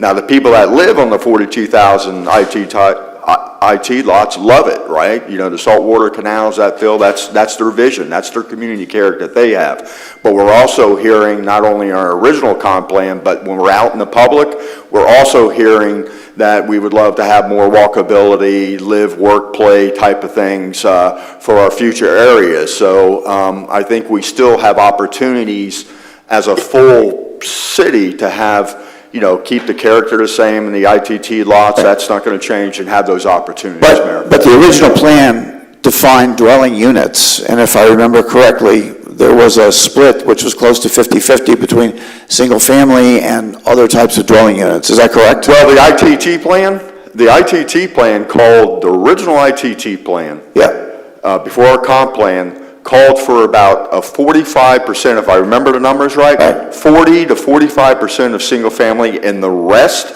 of that pool was going to be for other alternative, multifamily, duplexes, those type of things. Right, just to your statement in terms of the original plan, it did have that built in, so we're not off course there. And finally, and I should have started with this, please, if I don't mean to embarrass you, but could you share your credentials with the public in terms of where you hail from and what your expertise is? I think it's very important because we're relying on you to put together what represents the blueprint for the future. So I think that would be fair to share. I don't mind bragging. No, all right, well, originally, I can tell you, I hail from Costa Rica. I have been a citizen of the United States by choice for many years now. I love this country, and being a planner is my way of contributing to this country. I live in Miami, so I'm one of those awful people that live in urban areas down there. That's my thing. But I work with communities. I have worked over 32 years now with communities all over the country, the vast majority of which have been mid-size or small, even rural communities. I worked in rural communities a lot. And so I'm very appreciative of the small town love that I see throughout the country. Communities such as Palm Coast, many communities that are facing challenges from rapid growth. That has been sort of the staple of my practice in comprehensive planning. I worked in communities from Texas to Illinois to many of the southern states that have been for the last 25 years, and in the last 6 as a principal planner with Calvin Giordano and Associates. I've been working a lot in South Florida with also small communities. I am a certified planner, which means that I am accredited through the American Institute of Certified Planners. I also am a fellow of the American Institute of Certified Planners, which is a distinction that our professional organization confers on planners that have made contributions to the profession. And I'm happy to announce that Kathy was just inducted into the College of Fellows, and she's going to be Congratulations. Receiving her honor in April. We're both now accredited through FAICP. So I appreciate that, just so we can share with the public so they understand where the seed is in this process. So with that, I would look for, you're asking us for some very preliminary input at this point in time. So if we could be sort of succinct and clear on the items that top your list from the presentation. We'll go down with Absolutely. everybody. First, Kathy, Sylvia, thank you very much for the presentation, very in-depth. Ray, thank you, and also staff for all the time and contributions I'm sure that went into this. One thing that stood out to me, and I hope that myself and our council members, we can kind of tie in these initiatives into our strategic action planning meetings that we've been having. I think that's something that, if they don't overlap, then I think we're not necessarily doing our job, because this is direct feedback from the residents. And one of my biggest strategic action planning items for this year is our arts scene, our arts destination. I think that's something that I want to make sure that us as a council, but also the public, realizes a tremendous amount of people are looking for an art scene and a dedicated art scene. And I think in the strategic action planning meetings that we're going to have going forward, one of my suggestions is that we need to break out our arts from our Parks and Recreation, have some type of strategic dedicated funding source to be able to grow our arts. No offense to our Parks and Recreation department, they do a phenomenal job, but I think in the future, when we look at cities that are where we want to go, it seems that they have a dedicated funding mechanism for an arts scene. And I think that's something that stood out to me. One other question I had, the 12% Parks and Recreation space for Palm Coast, that seems to me a good number, the 12%. Is that something that's above or below? Obviously, I think we should always strive to have as most space for Parks and Recreation as possible, but is the 12% number something that is common amongst cities our size? And I guess that would also vary depending on geographical landscape of the city, but is 12% Parks and Recreation something that we should strive to increase, or is that something that is pretty much on the money? Relative to the size of the city, it may not be as large as you might think, but it also has to do with how you define parkland, how you define green space, how do you define open space. And I'm not going to get into how the city defines it right now, but you just completed a Parks and Recreation master plan that goes through that exercise. But it also has to do with how you're growing and how much you are demanding from new development that will contribute to your parkland fund or bank, and what your level of service is. So it's not a bad percentage, but considering how much more you're going to grow and how much more land you're going to need, you probably need to be thinking about what mechanisms you need to adjust in order to make sure that you have that. The Parks and Master Plan is a really good place to start, and it begins to do that. But Parks and Recreation Master Plan and these kinds of master plans usually have like a 10-year window, and we're talking about a longer window with our comprehensive plan. Excellent. And when it comes to parks, one of the areas that you really want to focus on, well, Sylvia has spent a good portion of her career, we both have done both public and private work. My career has, in 27 plus years, has been mostly in the public sector. So I have spent very little time doing this kind of work. Most of my career has been more in Ray's seat. And working in local jurisdictions like Palm Coast, we looked for opportunities to expand our park systems, not just by taking on the responsibilities ourselves, but by working in partnerships with our development community and identifying opportunities for them, for new development, to make sure that they included parks as an active component of their spaces. So as you look towards your future developments in the areas that you have more control over, those being your DRI areas, that while we know have the entitlements have some opportunities for some influence, those are areas that you would really want to focus on and identify opportunities to increase your parklands through development partnerships. Yeah, that's a great point. I was going to mention that too. And I'm thinking back, I don't think there's one piece of land that we have ever acquired for a park. It was through our public-private partnerships, through the development regional impact process, the development process, master plan development process. So we will, definitely continue that as we move forward. Super, excellent. Thank you guys again for everything, and it's refreshing to see that our priorities from our strategic action planning process seem to align with what the public wants. So thank you again.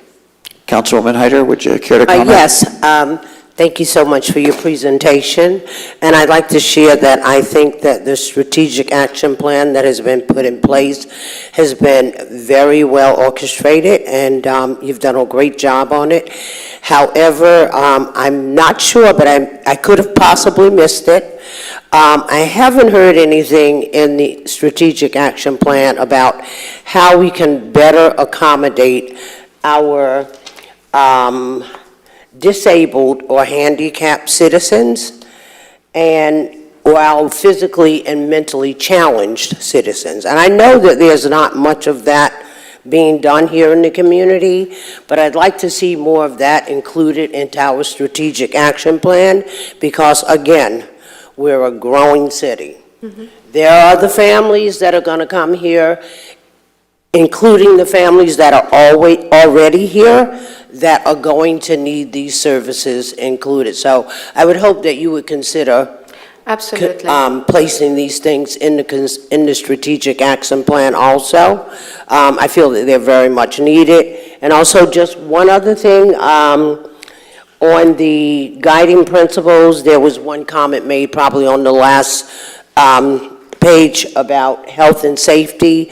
I would like to see included in that health, wellness, and safety. We That's need a to great be a point. well community. Yes, I have been working on some comprehensive Little plans bit that louder. have introduced a community health element.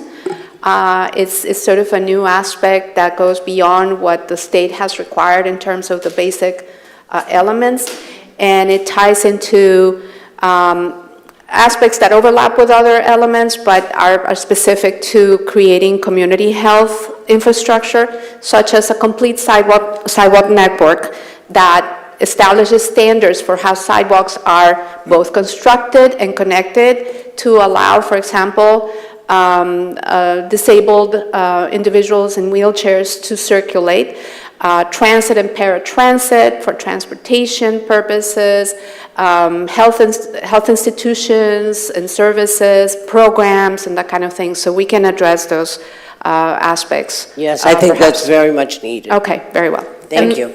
And one of the points when we talked about your rising average age, one of the communities that I worked for was the city of Venice in Sarasota County, which has a significant higher age even than this one, averaging around 70.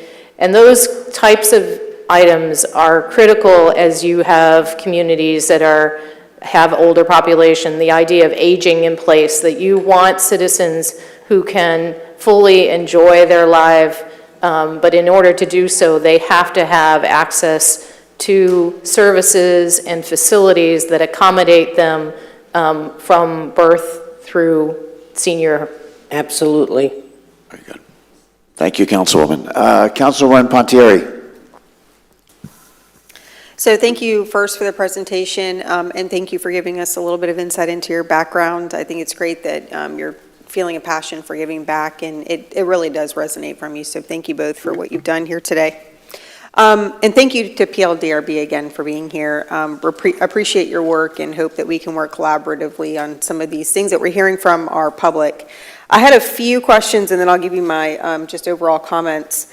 So when you talk about where we are currently with land use, it looks like the percentages add up to about 85%. And so I was curious as to what that remaining 15% is. Yes, we didn't include in the slide the entire breakdown of existing land use or future land use for that matter. We were just highlighting a few things. There's also a difference between a distinction that the staff in the growth report every year makes between improved land, which means land that has infrastructure accessibility, and unimproved land. And so the percentages that we're taking are from the improved land, so they're a little bit different, just so you know. But the percentages that you might be missing there have to do with basically roadway infrastructure and public facilities. So those are the percentages that are missing from the list. Okay, thank you for that. This is more of a kind of a note for staff. This caught my eye on the recreation slide, that the hours spent by parks employees cleaning up vandalism is 5,840. That is an astounding number to me. How do you all define vandalism in that data point? That came directly from our Parks and Rec, and I did confirm that number, so I don't know if James has an answer for that. Yeah, if we could, that would be great. I bring that up because, and this is somewhat to Councilman Clufus's point, when we're looking at arts and things like that, we've seen graffiti as being an issue around the city. I'm hoping that we can maybe get a mural program going that I think would be really healthy for the city, but just looking and this obviously is separate from what today is, but it was here, and so I wanted to bring it up, looking at how we get this number down, because this is an incredible amount of manpower spent on vandalism. But go ahead, Mr. Hurst. Yeah, James Hurst, Parks and Rec Director. This was from our Parks Master Plan. It was done through Barry Dunn and their analysis of all our parks maintenance. Some of that includes graffiti, broken equipment, things like that. We are working diligently with the Sheriff's Office to kind of help curb that vandalism, especially at those parks that are kind of out of the way, such as Long Creek. Mm-hmm. We're looking to maybe put up some security cameras up there to try and help us stop this vandalism as much as possible. But yes, it's graffiti, broken equipment, just a whole bunch of stuff, yeah. Okay, thank you. I appreciate that. And then the last question I had was on the public facilities and services, you had a pie chart and it lays out a percentage of CIP. You've got in the CIP 75% as other, and it looks like the rest is broken down. Transportation's 19%, stormwater 3%, and utility is 0. I wanted just some more insight into where those numbers come from as well. So those are, do you want to take that? So that data is something that we are updating. Those are numbers that preliminary numbers that came from the budget, but they're incomplete, so we will have to update that chart. Okay, and then just globally, high level, you mentioned having updated data a few times. Yes. When do you expect us to get that data as we move forward? So every time we come back to you, you will have a new set of information, and when we finally go to when we adopt each set of element that we adopt with, we'll have a corresponding set of data that will be the final data. Yeah, because it's hard to adopt, I think, policy and vision statements and things like that if we don't know where we've been and where we're going with these data points. So I appreciate that. So part of the comp plan process, right, is this big picture, and then we're working on the data and analysis now, and I think there's a book about this thick that has the data, and we're working on the future land use now, so this data is coming in at the same time, but when we get to the goals, objectives, and policies, we're going to have all the data updated and all of it verified, but I think the point today, and I know some of the data, most of the data there was accurate except for I think the pie chart, but to kind of blend in some of these key planning principles and some of the existing conditions that we have in Palm Coast. I will just say, just to add to that data changes all the time. Sure. And for the staff, it's a process because, like I said, they do a really good job of keeping track. I've been amazed at how good they are at keeping track. But on a year-to-year basis, we're going to get different data. So like right now we were using the latest report, which was from 2022, and census and community survey, the latest one's 2023. So there's different sources that have different data points, but at some point we're going to have to stop and just say, this is the snapshot that we're going to work from. And then take that as the baseline and continue in the future to update from there. Mm-hmm. Yeah, I totally agree with that. I just want to make sure that, we're looking at historically kind of the trends, and we've got enough to base what we're, that's what we base future planning on, right, is trends. So I just want to make sure it's as comprehensive as possible. My overall thoughts on where we go from here are, first of all, I want to second Councilman Clufus's comments that we should use the work that you all have done and the work that staff has done, not only as we're looking for 2050, but as we look at our current SAP.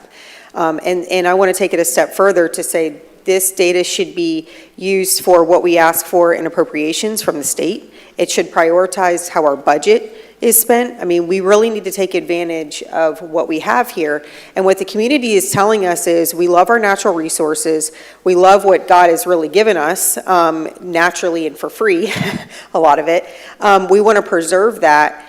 And we want to control growth. We know growth is coming. We know it's inevitable. We know it's a part of being a city. But we have the mechanisms through levels of services that we set and policies that we set to control that and make sure it's paced out the right way. And so as we look at how we're going to spend our budget monies, as we look at what our priorities are going to be over the next few years, this is to your point, these are snapshots along the way. And so I really hope that this council takes to heart the fact that it's not a minority of people who feel like growth is outpacing infrastructure. It is not a minority of people who value our trails and our waterway systems and our natural resources and our wetlands. This is a majority of our residents. And if we are listening to our residents and we're going to enact policy and have a vision for our city, this is really what we need to focus on. And so I hope that everybody takes that to heart and really considers connecting our levels of services that we adopt for our residents and our priorities and enacting those into this overall plan. Thank you, Councilwoman. Vice Mayor Danko. Well, first place, you guys didn't leave me much to add. Thank you. Fair. Which is fine. I want to thank you folks. I want to thank the staff, and I especially want to thank you folks from the Planning Board for all the work that you've done. And I think everyone here has touched on, well, you right off the bat touched on a couple of things I wanted, Mr. Mayor. So I'm good. Thank you very much. If I may just go back, I did leave out one thing which concerned me. I think you mentioned that children in poverty represented 17.2%, I'm assuming, of the school district or seats population. I'm the past president of the Flagler County Education Foundation. I've always worked with a much larger percentage of children, especially on reduced lunch programs, actually approaching somewhere close to 50%. So I would ask you to go back and not verify, but be clear on the source of that data. Yeah, the source of that particular statistic is actually from census. So it may be a little different because it's working off of a different population or universe of children, and it also has to do sometimes with the way that you define the level of poverty, right, the threshold. So, but we'll look at that. We'll make sure, again, you know, in a small slide, there's just so much that we can I understood. And again, just to... Our report will have all of this, you know, sort of laid out, documented, defined, et cetera. So appreciate that. Yeah. And City Manager, any comments more administratively on the timeline going forward? Do you see any issues in making the dates that we have already set forward accelerated, or staff is spending a great deal of time on this, and I think as each of the council members has shared, this is incredibly valuable for our decision-making into the strategic action planning process and ultimately into the budget and all of the other investments that we prioritize in the future. So do you have to comment on the timeline going forward? Sure. Excuse me. Thank you, Mayor. So I've looked over the timeline personally, and I think it's appropriate because of working with our stakeholders in the essence of our residents, businesses, organizational groups. We want to also fold in, obviously in this timeline, to adjust based on resident feedback, right? Tomorrow's a public meeting. We're inviting the public to come back and say, hey, we heard you. What do you think about this product? As you heard it today, all of council, and thank you to PODRB again. But I believe the timeline is very thoughtful to be able to adjust based on the feedback we receive going forward. Very good, thank you. So with that, congratulations on your certification, and I appreciate all the work you've done. And again, a shout out to staff who probably you are standing on their shoulders to bring forward all of this incredible analysis that you've done. So thank you so much. We look forward to your return to City Council as soon as it's appropriate. So thank you. Thank you.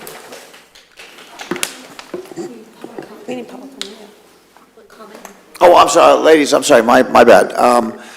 As we had changed our workshop procedures, let me open up this presentation item for public comment. So any member of the public that would like to comment, please come forward. Thank you, Kaylee. Morning, Jeffrey Seib. Morning. The comprehensive plan has been described as the blueprint for the city of Palm Coast. The vision statements, goals, and the elements to achieve the goals are what should be guiding the council and staff in all city endeavors. Historically, the comprehensive plan, in a most general sense, calls for protection and improvement of residents' quality of life. So as of now, we must balance the challenges we are facing today with the roads, the drainage, the full speed ahead growth, and more with the elements of the plan. The new comprehensive plan must contain unambiguous statements that discourage and prevent runaway growth, where the effect will be to disrupt, alter, or destroy a neighborhood's character and environmental well-being. What I have seen at the initial presentation and the State of the City address, residents adding their comments regarding recommendations for the Comprehensive Plan 2050 update, most of the comments called for slower growth, greater attention to neighborhood character, and awareness and appreciation of the natural beauty that many see as a fleeting condition. So this would be an item that I would say must be addressed in the new comprehensive plan. The fact that many residents state their neighborhoods are losing the character of natural beauty that brought them here in the first place. Chapter 6 of the current comprehensive plan calls for retention in all neighborhoods, areas containing undeveloped land which has overstory or upland trees of the many native species characteristic to this part of Florida. As our growth continues, there is a need for greater attention in the comprehensive plan to those areas having to do with infrastructure, both in the physical structures and the services that function as a basis for the economy and residents' quality of life. The new comprehensive plan will be in use for at least the next 10 years. I hope the planning staff, stakeholders, and all others involved in this process will listen to and not dismiss or minimize residents' wishes.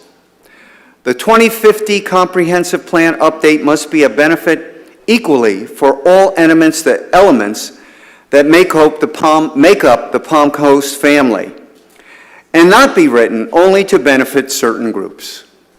Thank you. Thank you for your comment. Are there any other members? Yes, sir.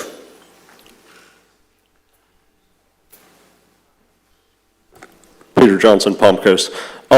I was a little bit surprised, actually. I mean, the comprehensive plan overview, as it seems right now, seems like we're headed in the right direction as far as what the residents think and feel and see Palm Coast headed as in the future. I do want to mention, though, that in regards to the comprehensive plan, I think this is a critical step, but I think that there's another aspect that has to be taken into consideration, and it kind of touches on what Teresa brought up a little bit with like mural programs and engagement in the activity. I think it goes a little, what people are looking for, and this is all great, truly, I really appreciate the work that they did, but they want that community feel, and I think that that just goes a little bit beyond the comprehensive plan. So when we're doing this, that's great, but keep in mind also the little things that really engage the community, such as the murals. There's been talks, and I've spoken to a lot of residents. In regards to our green spaces, there's a lot of residents here that are elderly, don't have family members to leave things to, have double lots that are undeveloped. I truly believe the city could do, in addition to the comprehensive plan and enhancing the comprehensive plan, do a land acquisition program, basically, where if people want to donate their land that's undeveloped, the city would be able to receive it and turn it into green spaces, turn it into bus stops. I know in my neighborhood specifically, there's a lot more children than there used to be. So on the corner every morning, there's now, and I'm not mad at them, and I understand they have to go to school, but there's a small soccer game that goes on at the corner of our street every day. So as a safety issue, there's still a lot of corner lots that are left. Could we snag some of those potentially, leave them for open space, make those into bus stops, work with the school board? I mean, the comp plan is great, but I think we have to go a few steps further, and I think we're headed in the right direction, and I think you guys see that, and it's not just me and 6 other people who say this. It truly is Palm Coast who believes that we need to preserve our land, conserve it, be responsible going for the future, plan for according growth, and just manage it to the best of our abilities. So thank you for that, and thank you to you guys as well. So, thank you for your comment. No problem. Are there any other members of the public that would like to address this item at this time? Yes, sir.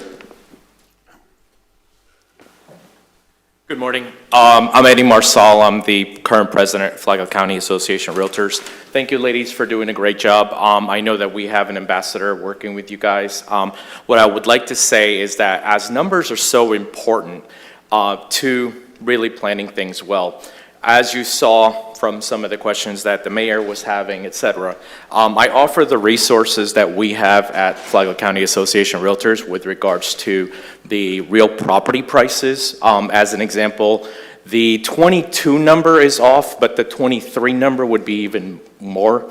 As we have a huge issue with affordable housing, which is why we need more multifamily developments, and by the way, the realtors don't make money on multifamily developments, so our association wouldn't benefit from it. The big developers would, but we wouldn't, right? So we're not pushing for that. We're pushing for the fact that we do not have enough affordable housing, and right now, as of the December 23, it was $375,000 that the average home costs.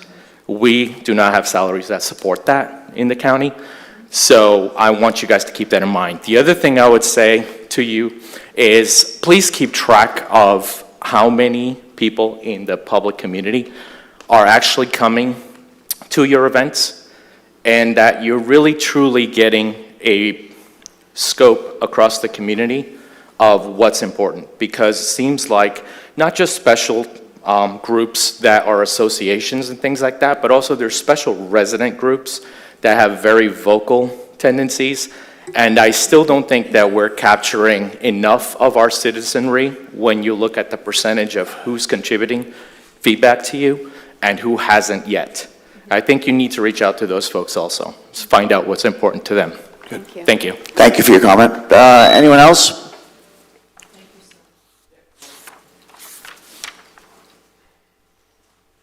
Good morning, Richard. Good morning, Mayor. Good morning, councillors. My name's Richard Hamilton. I'm a resident of Island Estates, just off the outside Palm Coast, but very interested in what goes on here. I apologize for being late to the meeting and missing a few things. There is a Flagler County Traffic Safety Team meeting and meets at 9, and I just came from that. 2050 is a long way away. I'd like to repeat a couple of comments I made, because the county is working on their plan, and I've been in their workshops. I hope to be part of your planning process too. But 2050 is a long way away. I hope to be here. I will be 100 at that point. And I hear a lot of discussion. I think the natural tendency is to think of what we'd like to see happen now, today, to what we want, rather than think about 2050. I mean, I'll be interested in trails, but I'll probably be on a wheelchair.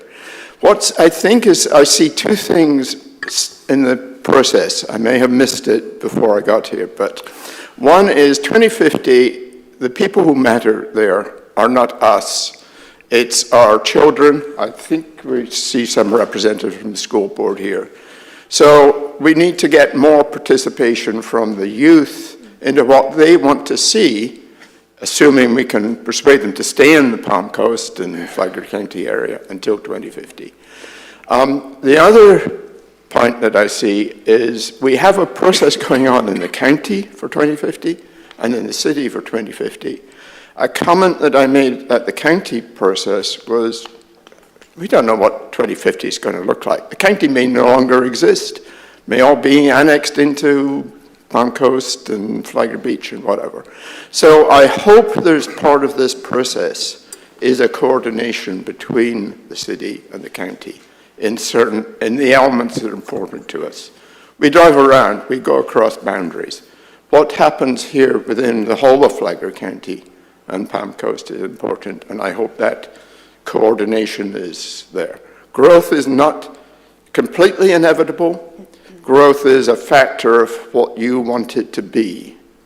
We hope that, we know that growth has to happen for tax reasons, for other reasons, just because of birth. But we want that growth to be from people who are growing up here, who stay here, not necessarily from people who come in. So that whole combination and coordination, I'd like to make sure that we have that in the planning process. Thank you. Richard, thank you for your comment. And for those in the public that don't know, Richard has volunteered his time over many years to serve on committees that are a part of the Volusia-Flagler Transportation Planning Organization, which in turn sets the priorities for DOT projects throughout our region in the state. So thank you for your service there, and hopefully they'll have bikes that accommodate you when you and I are both 100 in 2050. I hope I don't need anything special. Very good, thank you. Any final comments from the public? Good morning. Thank you for an excellent presentation, in-depth analysis of the needs, and capturing a lot of what the citizens want, but I do agree that we're still missing some key segments of our population. However, I want to have a few recommendations.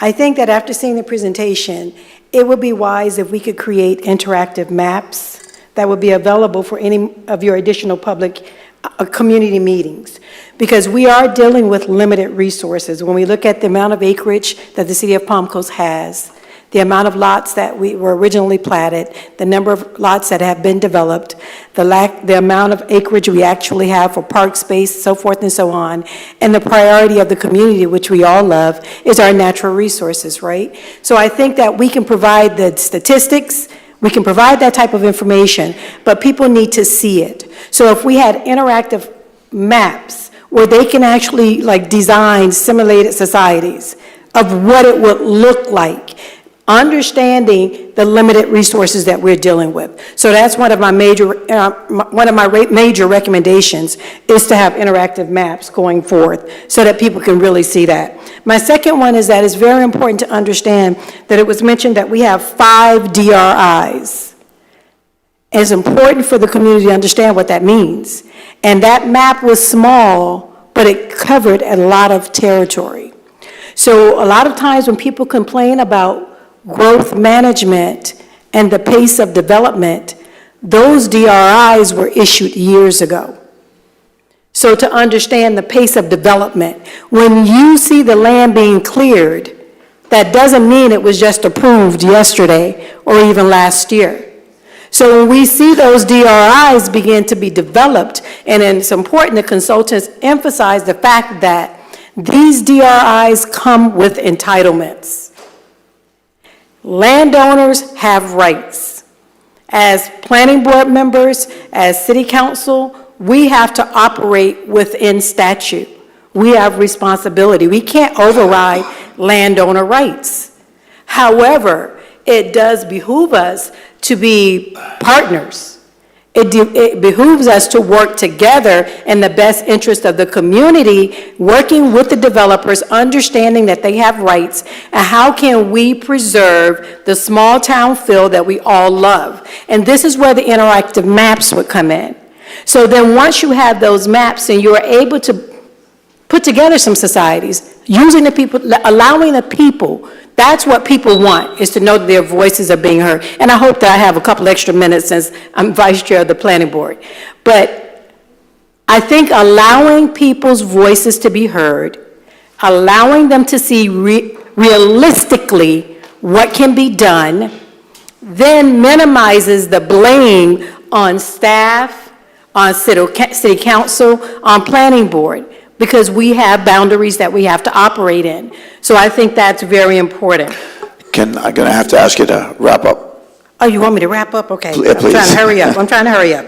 So I would also recommend perhaps getting the planning department to look at communities that reflect the small town feel, developers who develop communities like that, where we talked about the land swaps, partnerships, and the gentleman that came up with land acquisition. Again, there are ways to do it. We just have to be very, very proactive. And since the mayor's kicking me out, I'm done. No, you'll get another shot. Anyway, thank you very much for your comments. I appreciate it. Yes, sir, Dave. I'm Mr. Ferguson, and Mr. Ferguson, sorry. Yeah. I wasn't going to speak today, but I felt an obligation to add some perspective here. I've been in Northeast Florida for 41 years, mostly in Jacksonville for 29, and I wanted to escape the growth of Jacksonville. So I came to Flagler County, where it was kind of a small hamlet where there were no people going out after dark. I mean, you could go to the Publix and nobody would be there. Things have changed, and some for the better, some for the worse. I mean, I first had a condo here in 2003. I couldn't receive a radio signal. There was no radio station that I could hear. There was no newspaper. We have the Observer now, a weekly publication. So these are the kind of things that tie a community together. And I was amazed at the term that was used, flagship, as a vision statement. Flagship can have a connotation, I looked up the definition, of being the largest. I don't know if we want to be the largest. If you've been on I-95 lately going up to Jacksonville, St. Johns County is exploding. And we talk about growth here where you have to wait a couple traffic lights to get past Old Kings Road on Palm Coast Parkway. It's a lot different than it was 20 years ago, but it's a lot different than it is in St. Johns County. And those people are coming here to get away from traffic. COVID changed the world in a way that professionals now can work out of their home. And that wasn't the case 20 years ago. So in terms of economic development, if you have more professional people living in the community, you don't have an economy dominated by government, the hospital, and education. You have a broader economic base, which I'm keen on.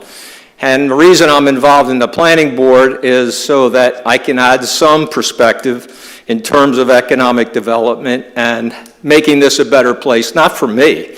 It's been a great place for me as a retiree, but for the future. And so I'd like to just make those points. I mean, there was a gentleman who was in charge of the county, Jerry. He was the county manager, and they were talking about growth, and he came from St. Johns County. He said, you're not going to stop growth. It's coming.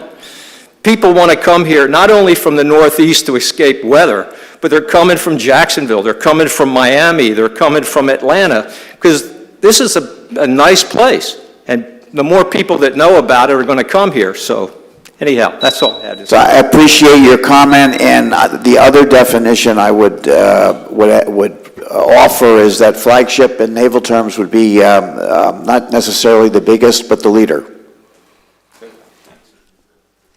Anyone else? Yes, sir. Mr. Whitson. Thank you, Mr. Mayor. I, too, wasn't going to speak, but in light of a couple of the comments here, I'd just like to address them briefly. Wow.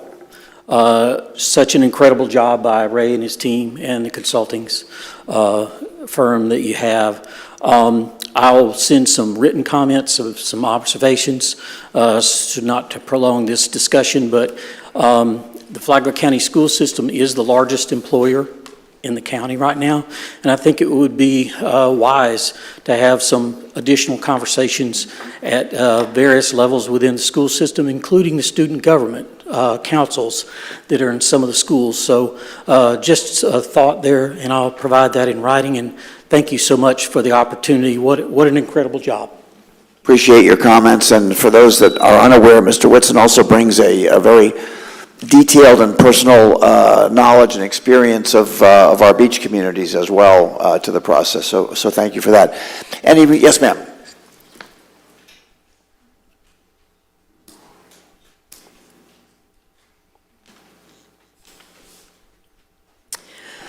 Candy Stevens. I just want to say that I think what you're working on now, how you guys have this started, I think it's wonderful. This is a really nice community. That's one of the reasons why we all moved here. But I just want to leave everybody with a little note. It sounds to me like they really are listening to the residents as far as slowing growth down. We do have to grow. We all understand that. But we have to grow thoughtfully and carefully.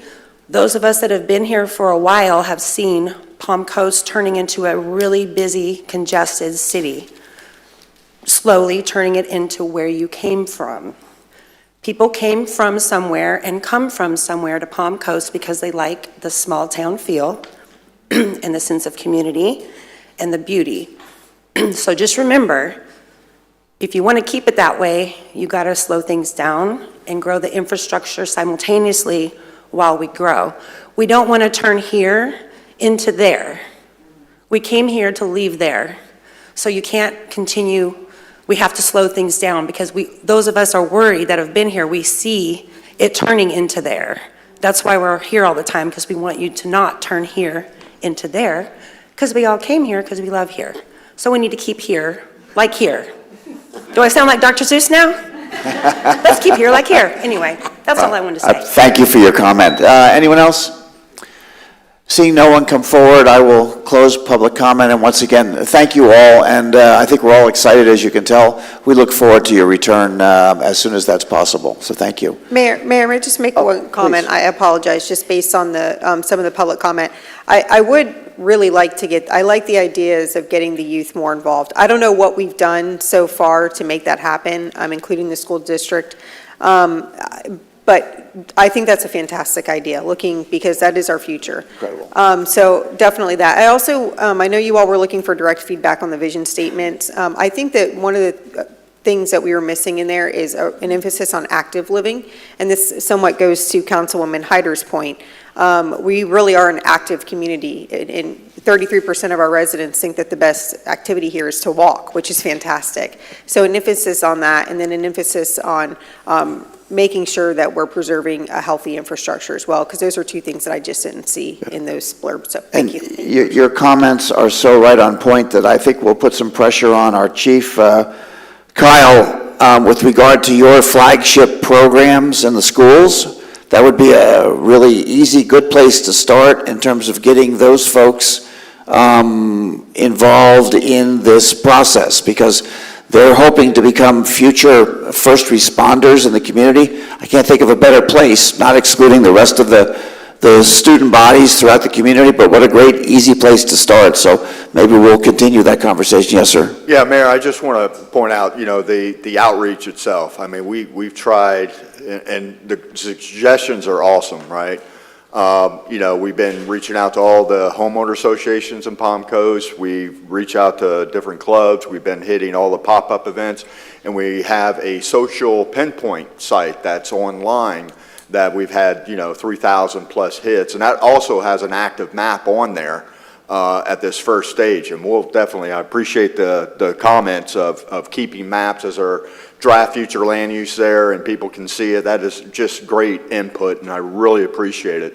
We're also working with the city manager's office with our light team, that they are actually, actively working with Flagler schools in the district on getting some of the educational opportunities for our students involved.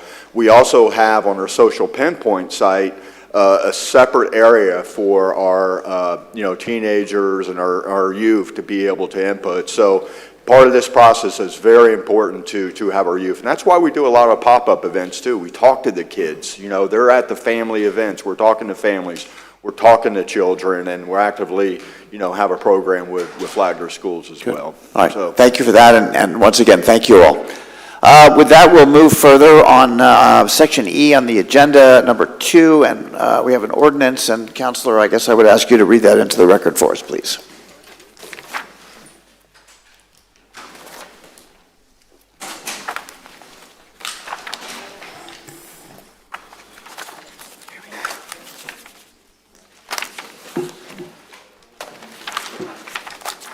Or back. Take your time, take your time. Yeah, everybody's going to get organized. Okay. Thank you, guys.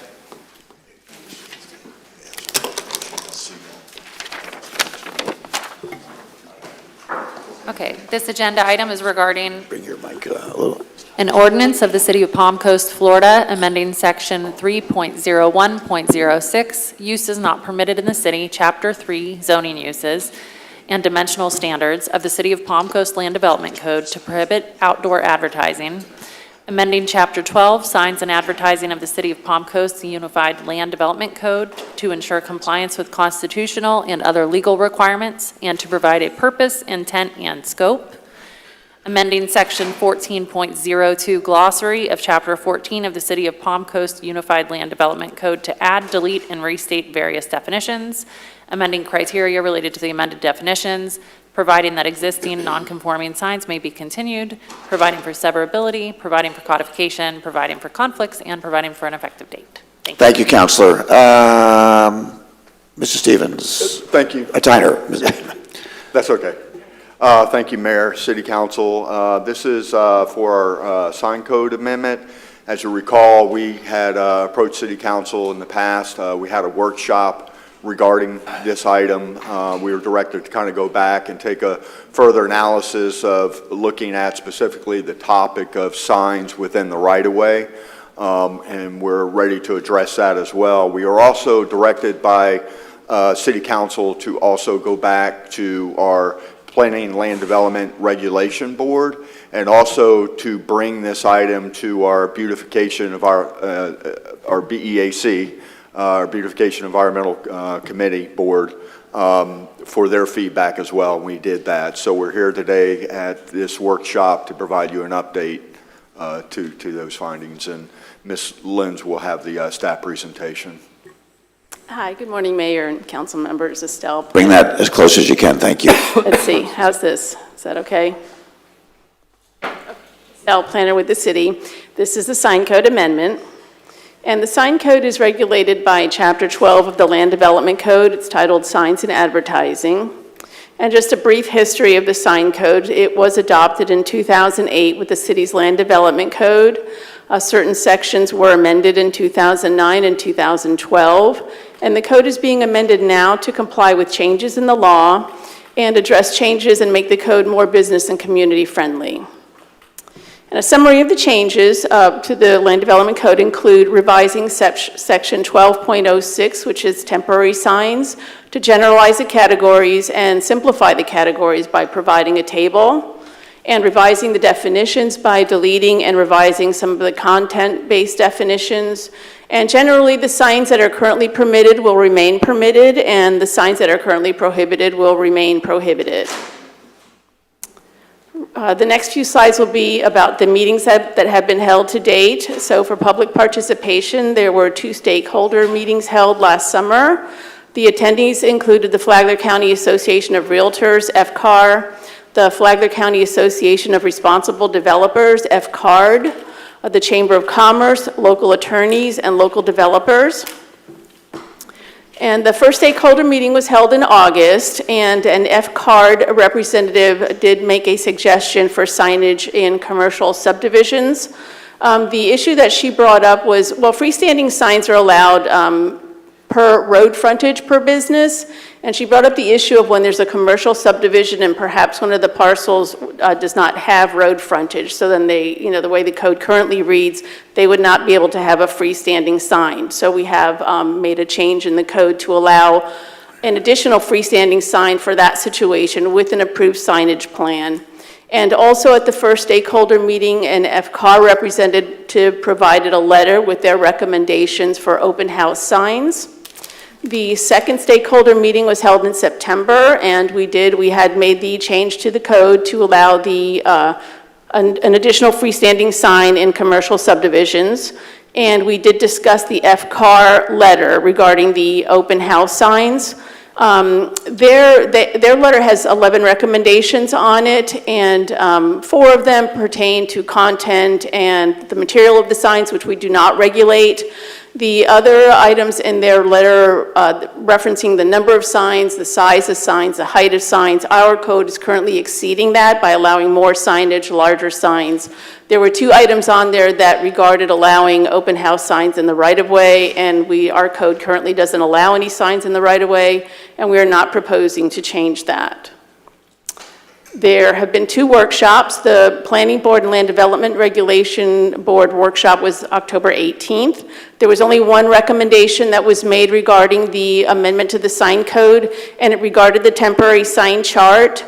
The category that covers what used to be construction signs, it's signs posted on parcels with active site or building permits on it. The way the code was written, it allowed 4 square foot signs. And the board member brought up, why the inconsistency when real estate signs could be 6 square feet. So we did make that change to make it consistent and change that to 6 square feet as well. That was the only recommendation from the planning board. Then we brought the amendment to the city council workshop on November 14th. And at that workshop, discussion centered on whether to allow signs in the right-of-way. The city attorney was tasked with researching litigation regarding signs in the right-of-way, and also, as Mr. Tyner mentioned, a council member brought up or had questioned if the amendment had been brought to the BEAC, the Beautification Environmental Advisory Committee. It had not, and so we did bring it to the BEAC on January 25th. And at that meeting, they recommended by a 3-0 vote that the Planning and Land Development Regulation Board and City Council approve the proposed ordinance amendment amending the sign code as presented, which prohibits any sign located within a right-of-way as regulated by the Land Development Code. And then we brought the amendment back to the PLDRB for a business meeting last month, February 21st. And they also recommended by unanimous 7-0 vote that City Council adopt the proposed ordinance amending the sign code as presented, which prohibits any sign located within the right-of-way as regulated by the Land Development Code, Chapter 12.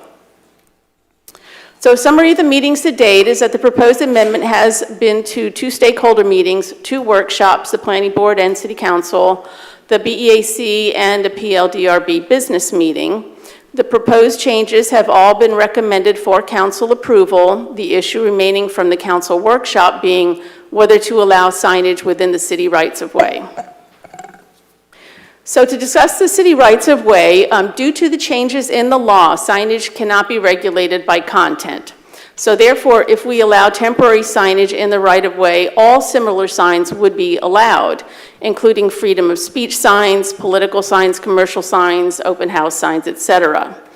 And the purpose of the right-of-way, in addition to the paved travel lanes, there's additional sodded right-of-way, and in that right-of-way are utilities, including electric lines, fiber optic cable, water and sewer pipes, storm drainage facilities, and swales. And then the sodded right-of-way needs to be maintained, the grass needs to be mowed, and that is maintained by the Public Works Department as well as private property owners. So the Public Works Department was contacted about allowing signs in the right-of-way, and they did state that signage does create issues such as personal injury, additional employee hours, damage to the equipment. And at the council workshop, since we had been discussing maintenance of the right-of-way and discussing that that homeowners are required to maintain their yards up to the pavement, which of course includes the sodded city right-of-way, and many people are home on the weekends, and that's when they mow their lawns, so there would be an issue with people maintaining their lawns and signage being in the right-of-way. So then it was brought up, one of the council members mentioned that, perhaps we would consider allowing temporary signage in the right-of-way only on the weekends and only on the major streets. So we created the maps. The map on the left shows the city's arterial and collector roads, which are the major roads in the city. It does not include state roads such as US 1 and State Road 100. Those are state roads, those are FDOT roads, and they do not allow any signage in the right-of-way. So on the left, in the yellow, are all the city's major roads. On the right shows the maintenance of those roads. Excuse me, the red are the roads that are maintained by the city, by Public Works, and the yellow are the roads the major roads that are maintained by the private property owners. And the next couple slides just have a few pictures. In the top left, you could see an open house sign in the right-of-way, and you could see that that would be an issue if they wanted to mow their lawn. There's a sign in the right-of-way, and the top right just shows 2 signs, open house signs in the right-of-way. On the bottom, there's an open house sign, actually has a balloon attached to it, which is not allowed, but you could see how that would be a distraction for motorists. And this is just one of the city's major streets. It shows signage in the right-of-way, and that's with it being prohibited. So, you could imagine if it's just allowed. And this slide just shows sign clutter. And I am going to apologize ahead of time. The city attorney is on standby. We were having some audio issues this morning. So I don't think she can hear us, but I'm going to introduce her. Yes, I can. Oh, you can, yay. Ms. Reichman is there. Wasn't sure, thought that we'd have to have assistance with that. But she was tasked with preparing a memo on litigation, which is an image of that on the left. And then she's going to discuss the legal issues regarding the sign code amendment and allowing signs in the right-of-way, and take it away. Estelle, I can hear you. I just have a suggestion I want to bring to council on this subject. We are replacing our law firm, and I would like to maybe get a consensus that we could table this and give our new law firm an opportunity to weigh in on these questions. I think, number one, they should, because they are our new law firm. And I also, and no disrespect to our previous law firm, it's just that we have to build a relationship with our new firm. And I think it would just, I think giving them the opportunity to see where they come in, because I'm finding it, with this transition, it's just a bit awkward to make a decision on this. And I know there's some legal questions I had asked about case law and things of that nature. And I know we had discussed right-of-ways and not allowing people to put signs on people's property, on their personal right-of-way. But I really would like our law firm to have an opportunity. And that means maybe delaying this for 2 or 3 months, which I'm fine with. But anyway, I'd just like to see if we can get a consensus on that. I guess city council members, do you want to weigh in? You caught me just before. I just want to do one thing before that. Katie, could you just introduce yourself and let the folks know who you are and what your area of expertise is? Because right now you're just a voice in the room. Yes, sir. My name is Katie Reichman. Are you getting feedback? Good. And I've been a city attorney for 30 years or so, and I'm double board certified in local government law and real estate law. I've been special counsel to numbers of cities on sign codes. And I did provide a memo in your packet on the issues about signs in the right-of-way, and I'm happy to spend a couple minutes just kind of outlining that if you're interested. So, Katie, we certainly are interested, but thank you for that. Now, I'm going to go back to Vice Mayor for a minute, because I think that, he makes a point, but I'm going to need to hear from each city council member. And I think Ms. Hyder missed it while she was out of the room.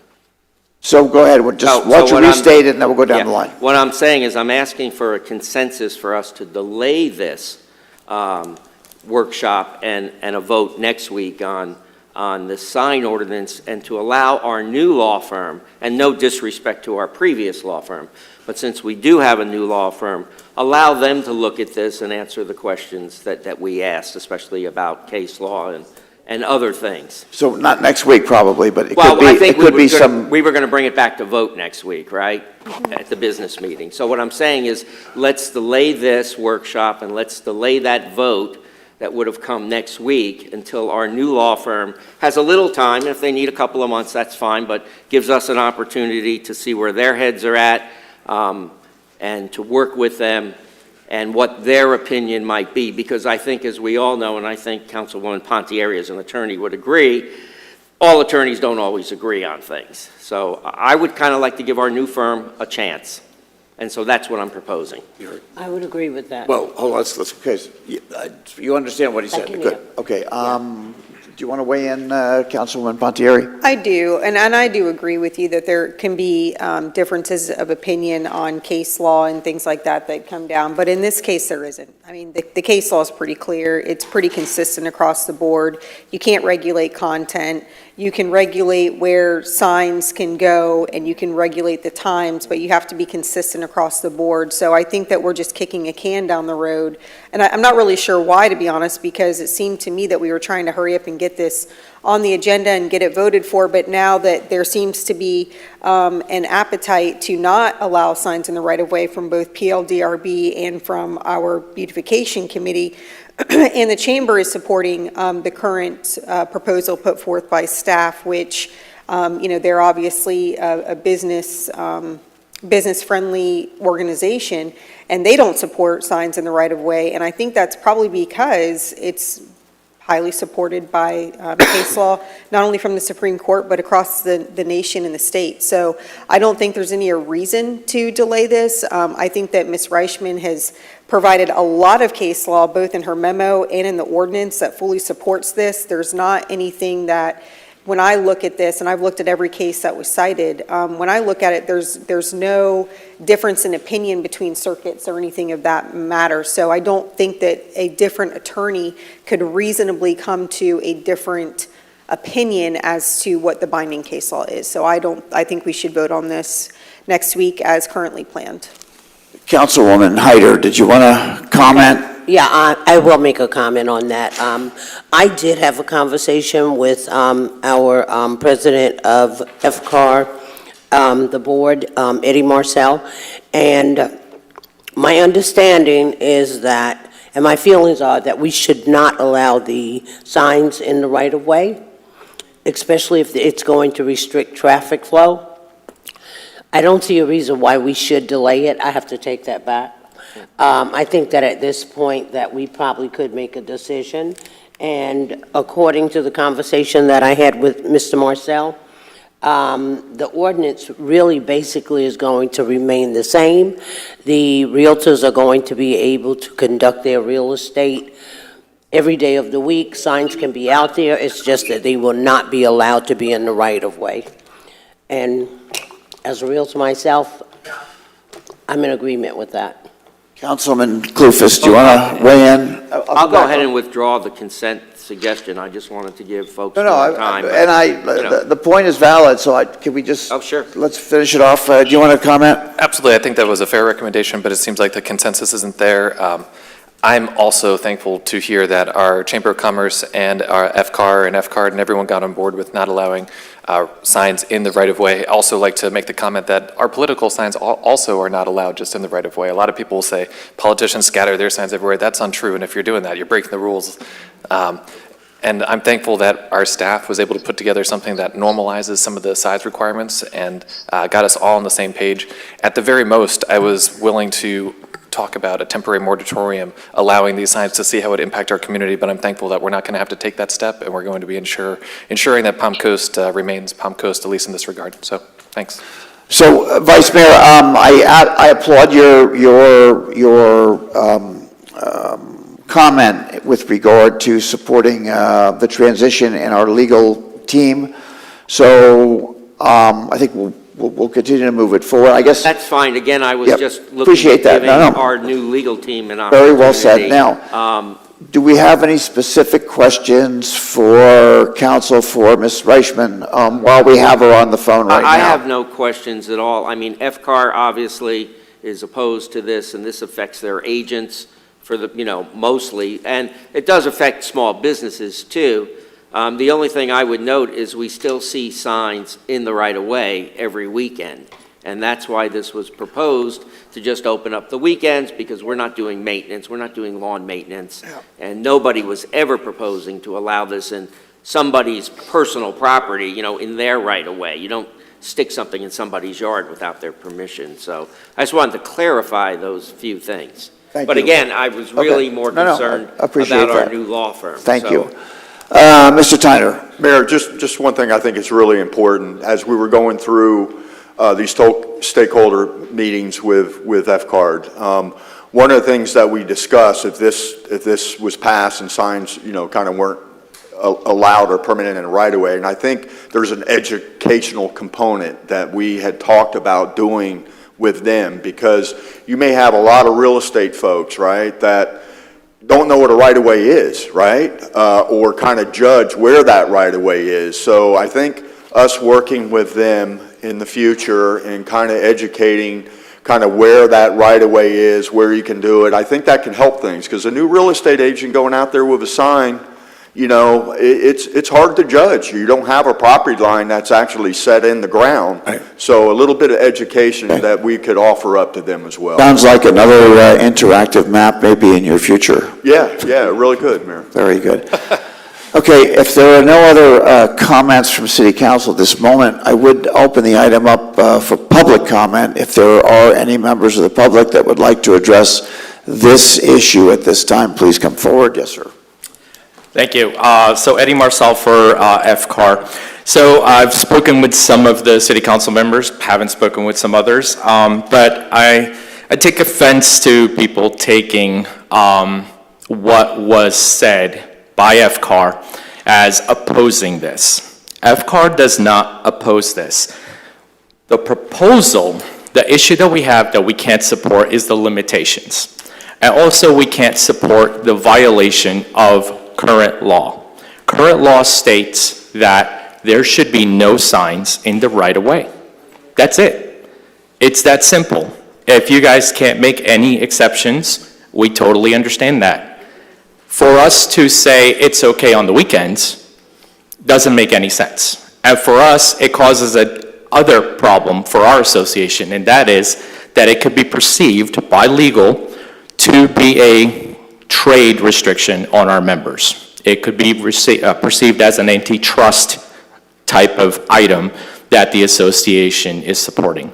So that is why we're opposed to the Saturday, Sunday exemption to this rule. We are perfectly fine with the amendment as it is with the sign ordinance, with the right-of-way being restricted to no signs on the right-of-way. So I want to make that very, very clear, that our association is not opposing. We are in support of the current amendment. We would not support going forward with any type of a Saturday, Sunday type arrangement, and for the reasons I just stated. All right, thank you for your comment. Are there any other members of the public that, yes, sir?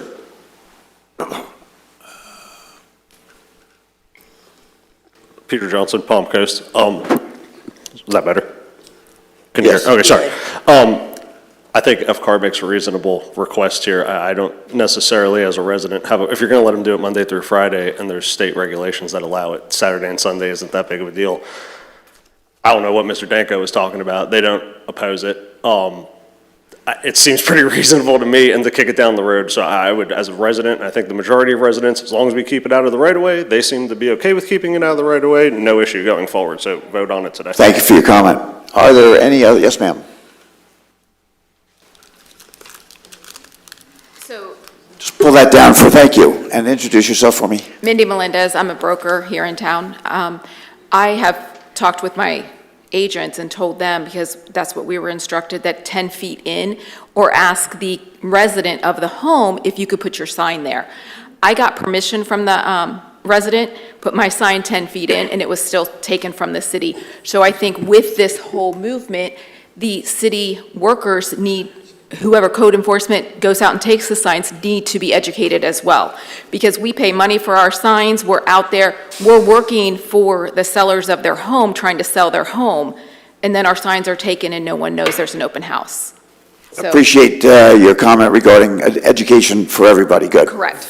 Okay, very good. Anyone else? With that, then I will close public comment. Any final comments from? Well, I wonder Go if ahead. we can just get a definition of what right-of-way is or isn't, whether it's 10, and also on somebody's property. How many point. feet are we talking? If we can just Can hand we- that out now. Can we, well, can you accomplish that with a map?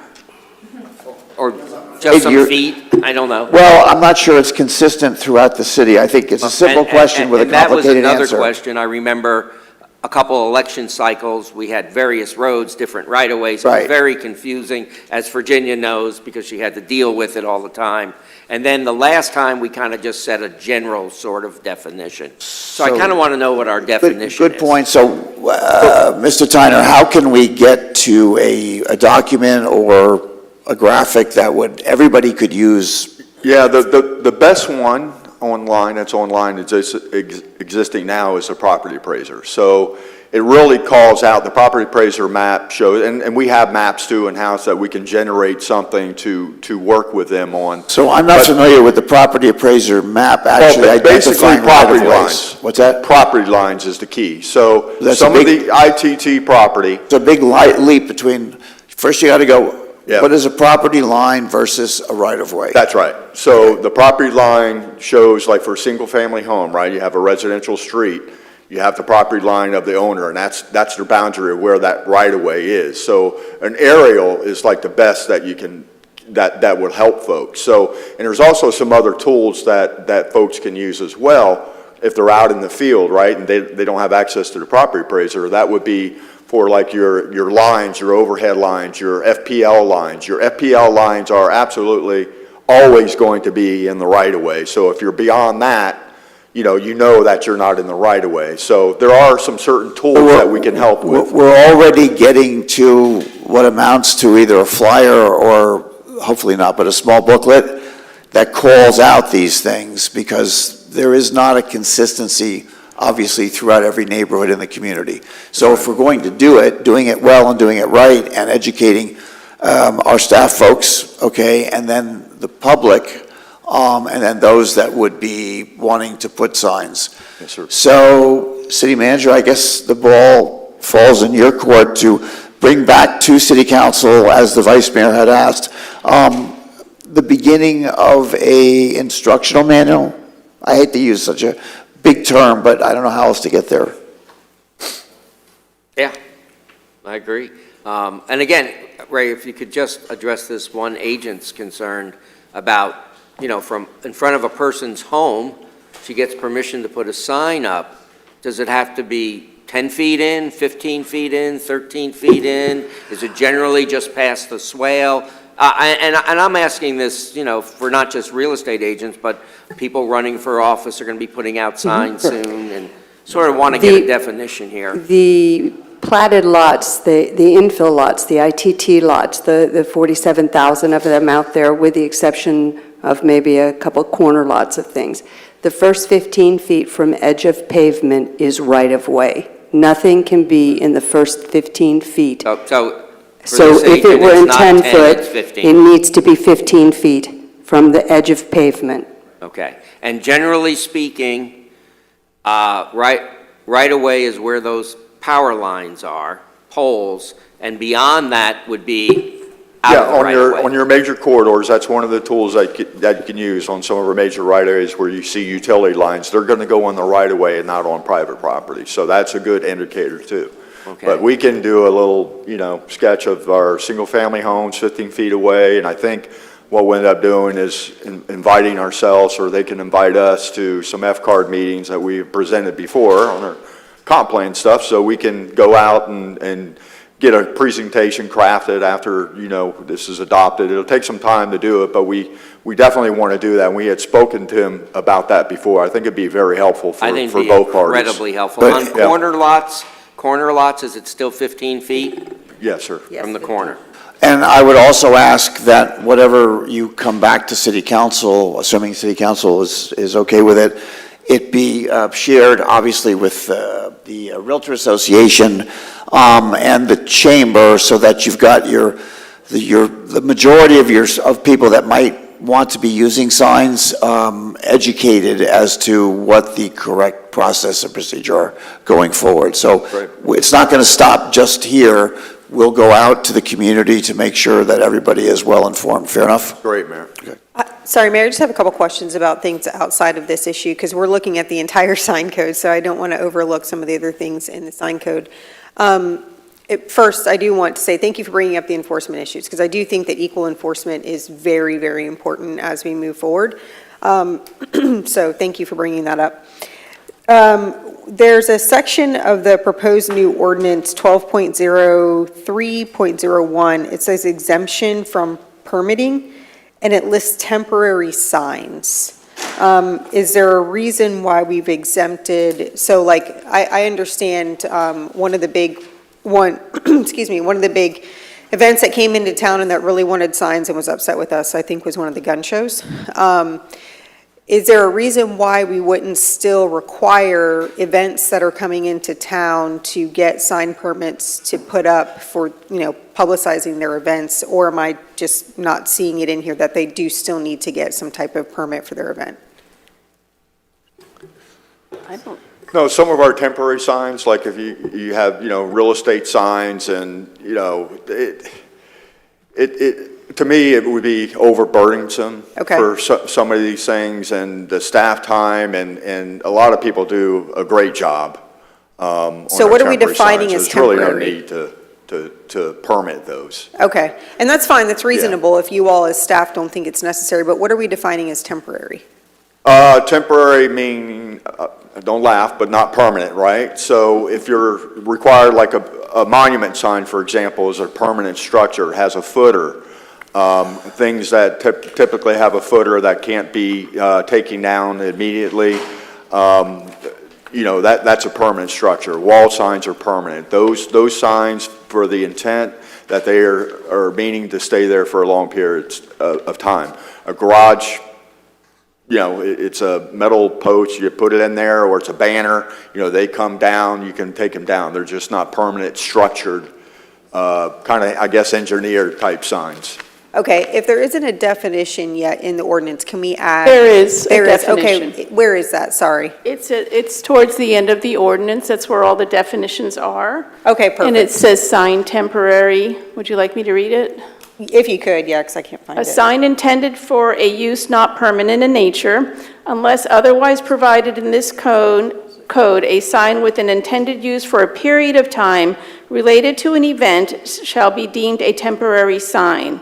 A banner and flag shall be deemed temporary signs. Okay, so we're defining it as something that is, well, not permanent, is clear as mud, Well, but. related to an event. activity or Right, event right, which right. is, No, I get which that. is definite, which is time certain and dated, I guess. Sure. Related to an event, okay. I still maybe think we should add temporary event, because an event could be every weekend. I mean, I'm just trying to prevent issues down the road and any ambiguities in it. Since we're doing it, we might as well do it right.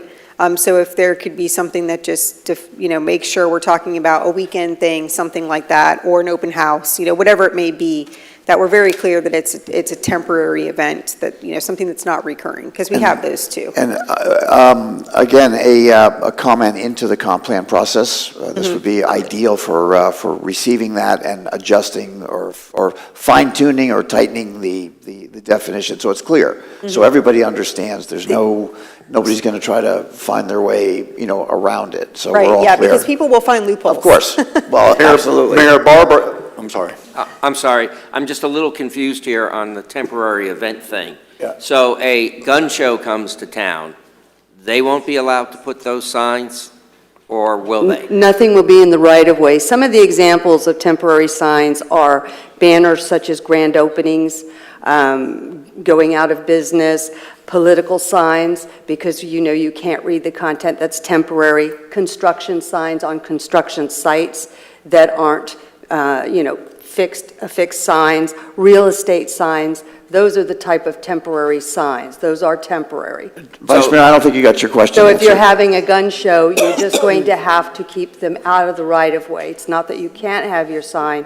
It is a temporary sign. It just can be not in the right-of-way. But No don't si- we lease electronic signs to some of these Well, events? now you're getting into where we call CERT, and we have meetings with special events that are coming in here that they'll discuss what they need, marquee boards, sheriff's department's assistants, public works. There's a, So we're not going to prevent those, is what I'm asking. no, that would be a part of discussion during the CERT meeting. Okay, thank you. That's what I wanted to clarify. Very good. My only other question was for the freestanding sign height on, it looks like on private residences, and I can't tell if it's private residence or not, that's my question. In section 12.04.02, we're talking about a 7-foot-high freestanding sign. On what are we saying that should be allowed? On private residences? or? Freestanding signs are in the non-residential zoning district, so those are like for businesses. So the freestanding signs you're allowed one per road frontage, and depends on how wide the road frontage is, how large the sign can be, but it's a 7-foot height. Okay, so we're not talking about residential here at all? No, that would not be allowed in a residential Oh my gosh, neighborhood. this sounds like No. a nightmare. Yeah. Yeah, stay off my lawn, okay. No, okay, so I wanted to make that clear, because it's a very long ordinance, there's a lot of things crossed out and underlined, and so just want to be very clear on that. Okay, so thank you for the work you guys have done, and that's all the Thank questions. you. City Manager, do you have clear direction for staff on how to tie this up? Because it's gonna come back to us in a week, so, I mean, it's kind of some fine tuning and tightening, it sounds like. I'll look to staff. You have clear direction from the dais on next steps. I have my notes about the awareness and education, working with the clerk's office as well, specific to upcoming elections. So those are some action items that I'm taking away from the conversation, Mayor. Very good, thank you for that. And one more question, are we still limiting the amount of signs that can be on private property? Yes, are you talking about temporary signs Yes. then? Yeah, thank you. Yeah, the new categories are, well, the first one's the old banners, so they're called commercial signs now. But so if we're talking about residential zoning districts, there's two categories. There's residential, there's non-residential for temporary signage. For non-commercial signs, which is where used to be the political signs, you're allowed 4 per property. And my concern is now a freedom of speech issue. How can you just tell someone they can only support 4 people? Are we not legally kind of overstepping a bound here? I mean, it just seems like, say someone has my sign, and say they have Mayor Alphin's sign, and say they have 2 people running for Congress or Senate, and Nick gets left off because he's signed number 5. I don't think Nick's going to like that. He's not. But I just seem to think Okay, that is a sort of... Fair question. Yeah. Councilwoman Pontieri, comment? Well, the chart that's on page 145 of the packet says 6 is the limit, not 4. So Yeah, I was looking at the non-residentially zoned properties, so let's see. on the Yes, residential. so for residentially zoned properties, it is 6. So it depends if it's like the commercial zoning or residential zoning. Right, So there's I'm a just difference concerned there. we could find ourselves in a legal situation where somebody sues because we're violating their freedom of speech. We've had a certain amount allowed on each property since I've been here in 2005, and prior to that, since 1992. Has it always been 6? It was, pardon me? It's more now. It's more now than it was before, okay? But then you get into complaint-driven signage, which we can't read, so you have to have a size and location. So I can't determine, and there's some people that want to put 16 signs in their yard because they're going to be votes. So there are more. They do get 6, and that 6 is by whatever size they want to have. Okay, so it's not 4, it's 6. No, that's for So Nick, residential. you get to put your For sign. residential. All right, I'm in. So I'm not gonna burden Ms. Reichman with the question, but I can leave it up to you if you'd like to reach out to our new firm and get a comment. I think your question is well put. If you want to support some number of candidates, why don't you ask the firm what their opinion is on that? That was kind of part of the reason I wanted to bring Understood. this up with our new firm. Yeah, To see, so because they're the ones we'll be working with Perfect in the opportunity future. now, maybe you'll bring back to us. But I think that if we go that far, then they should be speaking to all of us in the sunshine about where they stand on this. So that's why I. Well, I think we all adhere to sunshine, but you can certainly have that conversation and share the legal information with us on the dais if you choose to.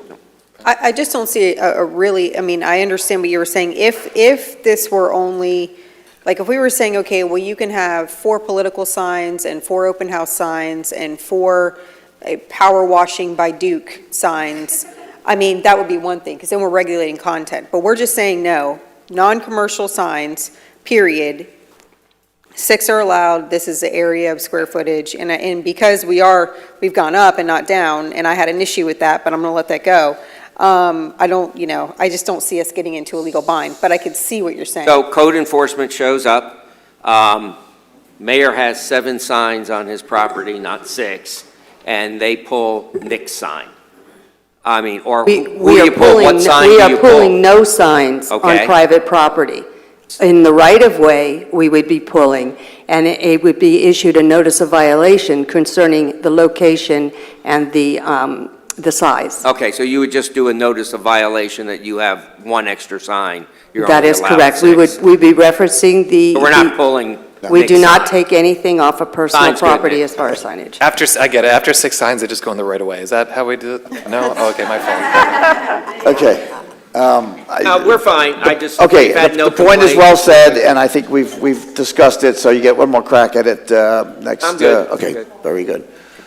Okay, yes, sir. One thing, I'm sorry, I just want to be clear, on the March 19th, because that's when the first read's scheduled to go, I'm talking to staff here, we will not have enough time when the agenda is due to have a educational program that's going to be attached to the first reading.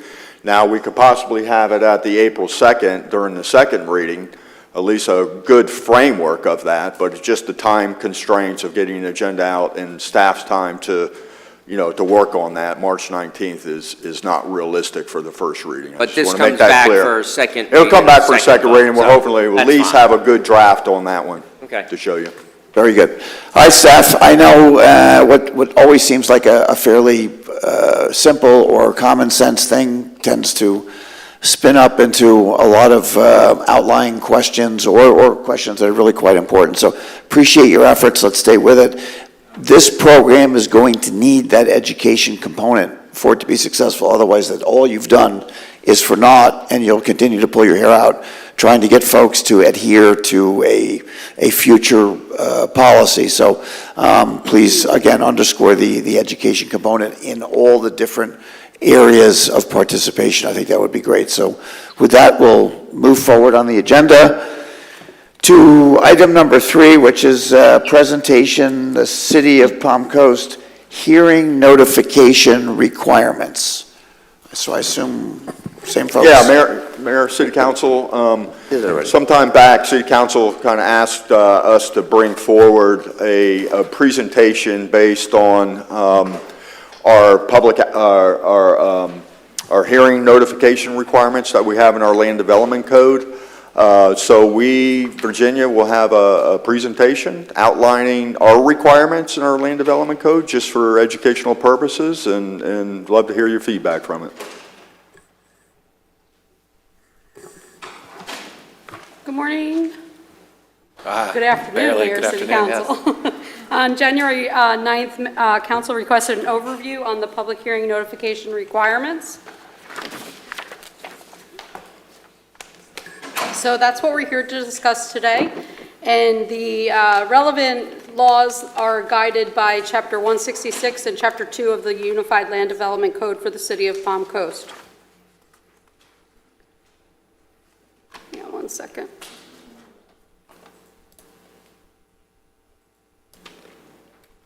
Sorry about that. So the city is mandated by Florida Statute Section 166.041 and the Unified Land Development Code Chapter 2 for ordinances in the City of Palm Coast, and more specifically for planning items such as rezonings, future land use amendments, and the development agreements. So 166.0413A specifies that 2 hearings are held and open to the public on 2 separate days, and they shall be advertised at least 10 days prior to adoption, and noticed once in a newspaper of general circulation in the municipality. The notice of proposed enactment shall state the date, time, and place of the meeting, the title or titles of the proposed ordinances, and the place and places of where you can see the such proposed ordinance for the public. The advertisement must also be 2 columns wide by 10 inches long, with a headline type no smaller than 18 point or larger is also required. The ad shall not be placed in legal or classified sections of the newspaper, and it shall also advertise that interested parties may appear at the meeting and be heard with respect to the ordinance. And there is a sample of what the advertisement looks like. In this particular case, we also include a map.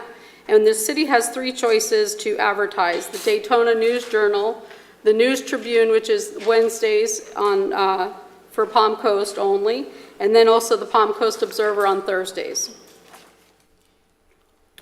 So next we're going to be discussing Chapter 2, more specifically Sections 2.05.02 and 2.0503, Table 2-2, Public Notice Requirements. If state law and the ULDC, the Unified Land Development Code, has any conflicts, the state law will prevail and it is also applied. So this is a chart. I know it's really hard to see, and I apologize, but that I wanted to get the whole chart in there. This is in our Land Development Code. It's Table 2-2. The ones highlighted in yellow are state statutes that apply. Everything else is extra that we apply in our Land Development Code.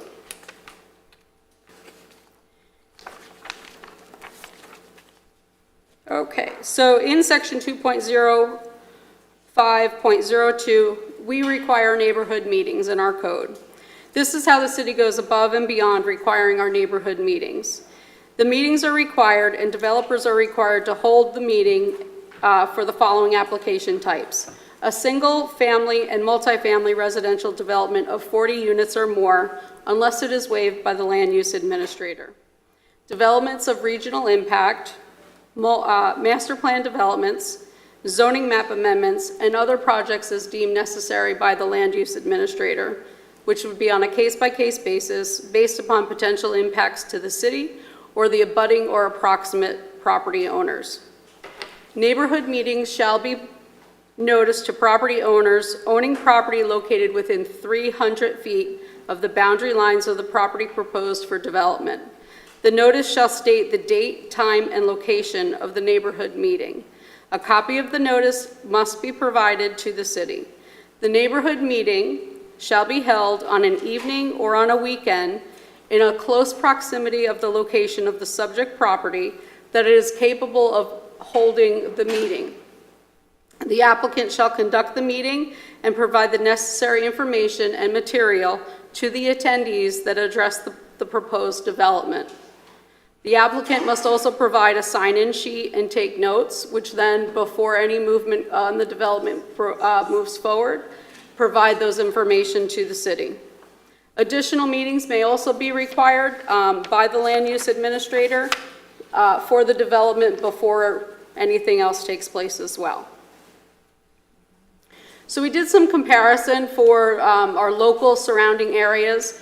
Palm Coast and Bunnell do conduct the neighborhood meetings. However, Flagler Beach, Flagler County, and St. John's do not require them. Sign notice requirements for these developments are required for land use maps, master plan developments, and zoning map amendments. So these are those orange signs that are posted out there in the public on the property that is posted for the notice. And they're also required for site plans for subdivisions and multifamilies. They don't require orange signs to be posted on the property. Sorry for that little issue. So just to not confuse things, site plans for subdivisions and multifamilies do not require that orange signs be posted on the property. Future land use maps, flumes, and comprehensive plan amendments, they do require an ordinance at a public hearing for planning board and 2 hearings at city council. We require advertisements for PLDRB at least once in 10 days prior to the hearing, and 2 for city council, 7 days prior to the first hearing, 5 calendar days prior to the second hearing. A neighborhood meeting is required, and a sign posting is also required 14 days in advance. Land Development Code amendments require 1 hearing at PLDRB and 2 at City Council, 1 published advertisement for PLDRB and 2 for City Council, as well as it's 7 calendar days prior to the first hearing for Council and 5 calendar days prior to the second hearing. Zoning map amendments and master plan development amendments. Owner initiated, require a neighborhood meeting, sign postings, at least 14 days prior to PLDRB and city council hearing. They require 1 PLDRB meeting and 2 city council. Advertisements, 1 at least 10 calendar days prior to the hearing or adoption, 2 for city council, at least 1 7 days prior to the first hearing, and the second at least 5 calendar days prior to the second hearing. Variances and special exceptions. The notice is required to be by certified letters to the abutting property owners at least 14 days prior to the Planning and Land Development Regulation Board. And the public hearings is 1 public hearing for planning and land development. There's a copy of a letter that is sent out. It's a certified letter. And then down below is a picture of where we map out the abutting property owners on the property appraiser's website so that we can search the area and know who the abutting property owners are for the letter to be sent. Subdivision platting process, 3 or more lots. Less than 40 is an administrative approval only. For Tier 2 subdivision master plans, neighborhood meetings are required for 40 or more lots unless it is waived by the land use administrator. Public hearings required is 1 public meeting at Planning and Land Development Regulation Board. Preliminary plats with construction plans is an administrative approval only. Final plats do require city council approval. Multifamily sites, the requirement, there's 3 tiers. Less than 40 units is a Tier 1, is administrative approval only. Tier 2, 40 to 100 units is PLD approval only. Tier 3 is over 100 units. That requires PLDRB and City Council approval. Tier 2 and Tier 3 do require neighborhood meetings prior to all meetings unless it is part of a multi-phase project for which meetings have previously been held. Comparison of the requirements. All municipalities follow state statutes. However, there are some slight differences between the radius for the number of feet the property owners are notified, such as a 300-foot versus a 500-foot, the number of days to post the property, and the number of days an advertisements are placed in advance of the hearings. That all varies between municipalities and counties. For the most part, this was an apples-to-apples comparison. And included in your packet was a spreadsheet for your review so you could see, because it was such a large difference and you couldn't get it on a PowerPoint for everyone to see that. But it was like St. John's, Flagler County, Bunnell, and Palm Coast all require a 300-foot notification, where Flagler Beach requires a 500-foot notification. And that concludes the presentation. So, Virginia, thank you. Just really quick for me. Regarding the publication, it's hard for me to imagine we would want to go outside of our local businesses. I may or may not always agree with the Observer or its content, but I certainly think that we would always want to support our local business paper if that's always an option. I feel strongly about that. The 40 units or more and the 300 feet, are those arbitrary numbers that somebody back in time just kind of picked? Does anybody have any idea where those hail from? Yeah, I think in 2008 when we were looking at the code, and at that time we had a consultant, 300 was a pretty standard across the board number, Mayor. But it's just kind of picked, right? Yeah. I'm not trying to, dig out the foundation of all of this, but I know that we've had people in the community that were not, they didn't feel they were well informed, and I don't know if the geography of it can make a big difference. What do y'all think? I agree with you. I mean, that was kind of the catalyst of bringing this forward. Is I had 2 really big concerns. Is, I see on the first chart, Virginia, that you spoke about where we have highlighted Florida statute references, and we have this term abutting, but how is that defined? What does abutting mean? It would be like, if you put that picture back, Virginia, if you can, of the single family lot. There we go, the next one down. for the variance. Yeah, that one. So abutting would be any lot that's north, east, south, west. You can see this is kind of a good example of what we consider abutting. You know, you have a lot that's in back, you have a lot to the side, to the front, and we actually take it from a conservative standpoint, because one could argue that the, you know, the house to the far left there on top is not abutting, but we take any surrounding property that's surrounding that applicant's property, totally encompassing abutting. Okay. So the box that you have on this particular illustration says 300 feet radius. I mean, is that the standard? Well, this one is an example of an abutting property for a variance application. Okay, You see I the blue square there, they're going for a variance. They have to contact their abutting and send a letter out to abutting property owners. So that's abutting. Gotcha. Yes. Okay. All right. I mean, yeah, I would propose changing it to 500 feet because I do feel that 300 feet's just not very much. And I do think that we've missed out on a lot of people who, you know, if you look at the difference between the 300 feet and the 500 feet, they're all using the same roadways, they're using the same infrastructure, you know, they're going to be affected the same way in that 500 feet radius as the people in the 300 feet radius. So I think it's only fair that those people should be put on the same notice that the. Unless there's others some are. consequence that I'm not aware of, I think being on the larger end of that is only a plus and a positive. You know, what the actual consequences down the road are, I don't know, but I'd rather be able to say that we extended ourselves to the max, at least in the region. I think that's a plus. Yeah, and the other question, sorry, really quickly that I had too, are we using the property appraiser's website? Is that the standard? Yes. Okay. Councilwoman Hyder, any comment on this item? Councilwoman Pontieri, and I Speaking think to the. I agree with Councilwoman Pontieri, and I do think that the citizens would appreciate that. Yep, obviously, I think there's going to be consensus here to expand our horizons here. My question would be, in what chronological order were we adopting the 300-foot rule? So back in 2008, did we say, hey, 300 feet, and then afterwards, Bunnell, Flagler County, and St. John said, hey, 300 feet sounds good?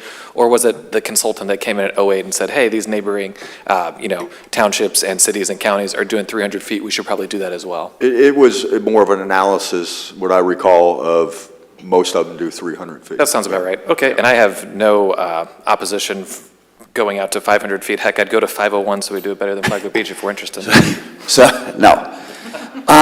Mr. Tyner, are there any either financial or staff hour consequences that City Council may not be aware of by making a change like this that you can foresee? No, sir, it will not. You know, this is like, Okay. regarding the 500-foot buffer for the neighborhood meetings, it actually proves to be quite well. Okay. Because, I mean, I will say, they've been successful in going to the neighborhoods and the neighborhood meetings. You know, you get a lot of rumors out there, and then when they actually hear it from the applicant, actually what's happening with the project, you know, you get a lot of that misinformation out. So having 500 feet, it would be fine. All right, Yes, good. sir. Then, if without any other questions or comments from City Council, I would open this item up to the public for any member. Yes, sir.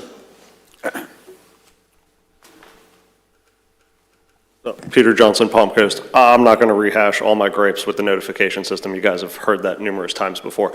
One thing, though, that I do want to hash or discuss or just bring to your attention is the number, and to your point, Mayor, I think you're right, isn't it's arbitrary. 500 feet, 750 feet, hell, 1,000 feet. I truly don't think it matters. I think the word abutting matters, and I think that's how we should be looking at this going forward. A lot of the issues that we had with Seminole Woods, that we had with Hidden Lakes, Toscana, was that and I'm going to give credit where credit's due. They made it was about 1,000 feet in the Hidden Lakes Toscana one, just to give an example, to the project that was being worked on, to the abutting property line, not to the first resident's house. And the issue that they faced was that even though they met the requirements, the letter of notification was sent to the HOA, which then doesn't get disseminated to the residents. So while abutting works for single-family housing and all the houses that are stacked next to each other, next to the CDDs and those kind of developments, I think that there has to be a heavy emphasis on, and I truly don't think numerical matters there, right? Because one end of the house could be 2,000 feet away, so it only notifies some. So maybe there could just be something that if a property abuts a development, the entirety of the development would be individually notified instead of having a one singular notification to the HOA, because as we learned through the Toscana, one got sent to West Palm, one went to the observer office. Like, those aren't necessarily accurate as far as the HOA management addresses to be sent out. So that would just be my only thing. Other than that, yeah, I think maybe, just a little bit of an increased density for the residents wouldn't be bad, but specifically when it comes to those communities that fall in but aren't in the boundaries. So I appreciate that comment. Staff, you have the comment. Well, using the property appraiser and not being subjective to this, right? Where, you have a property owner and that is who we are going to send it to, right? Now, can we as a city, staff, right, maybe have a phone call to the association, say, hey, we sent a letter to this address, but I think, Mayor, sending the letters to the actual property owners is the appropriate thing to do. No, agreed, I think, but the intent is to communicate. The intent to include the balance of a community which may, by happenstance, fall just outside of the geographical randomly chosen number. I think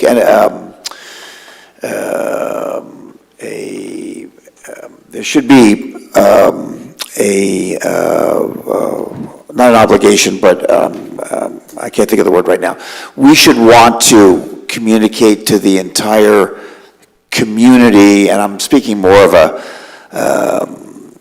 well-defined neighborhood and or gated or residential enclave, let's say, to make sure that all those folks have a way to be informed. I mean, not including the rest of the community, I think, would be awkward, and not live up to the intent that we are trying to communicate something. Now, if there are legal boundaries there, I can't answer, I don't know. Yeah, so I think that's key, right? So we have a code right now that specifically calls out our requirements of our land development code. And being subjective and going beyond that, right, can really jeopardize the application for quasi-judicial proceedings. Okay. So that's why, we try our best to have a several-prong approach to this. We have a neighborhood meeting that's most likely not required in a lot of cities or a lot of counties. We go above and beyond of doing that. We have the signs that are posted as well. Then we have the newspaper ads as well. So it is a multifaceted approach. And even also on our website for our development map, we have new applications that are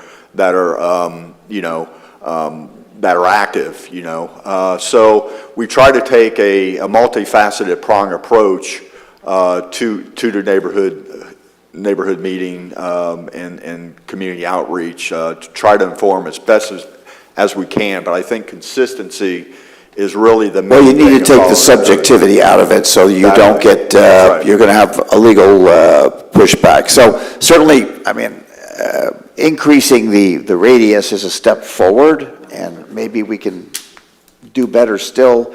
But I think it's going to require, again, comp plan, part of the process on how we can do even better than that. Yeah, I think the only other option, Mayor, would be, to your point, would be to say any development within, every homeowner within any development of 500 feet is really what we're talking about here. So then at that point, even if, we'll use Toscana as an example, half of Toscana is within the 500 feet and the other half is not, they would all receive a notice. So I think that language takes the subjectivity out of it. If that's the direction that City Council wants to go, I think it's really at our direction. Legally, it's possible to That takes the write such a way. subjectivity out of it, I mean, Okay. yeah. I would say So, I mean, I would ask City Council members, is there any objection to us pursuing that and then coming to City Council? Is this are we impeding or are we slowing something down by trying to refine this language? Mayor, City Council, Jason DiLorenzo, Chief of Staff.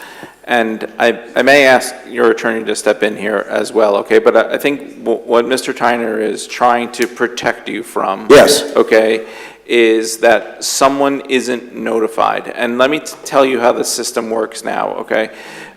You go to the property appraiser site and you put in an address. And then you provide a distance. And it creates this list of all those property owners that are within that circle, okay? Right. And then that is used for notification, okay? If you ask us, and I'm not arguing either way, I just want to make sure we're protected, right? Okay, that if you ask us to then say, well, then also, okay, well, the well then also part is the part we're worried about. Correct. Right? Because it could be easy to miss someone in the well then also portion of this, okay? So the circle provides the list, right? The radius provides the list, and then there's no alsos. Expression out of it. Correct. There's no alsos to be worried about. I understand that. I understand the legal rub here. Yeah. Well, it's also a technological difficulty I'm hearing, right? There's no way for you to do that today currently, is there? No, after that would be manual, and that's what I'm worried about. I'm worried about the manual portion of it. There are technical definitions available through, I think, realtors and others that specifically define and describe communities.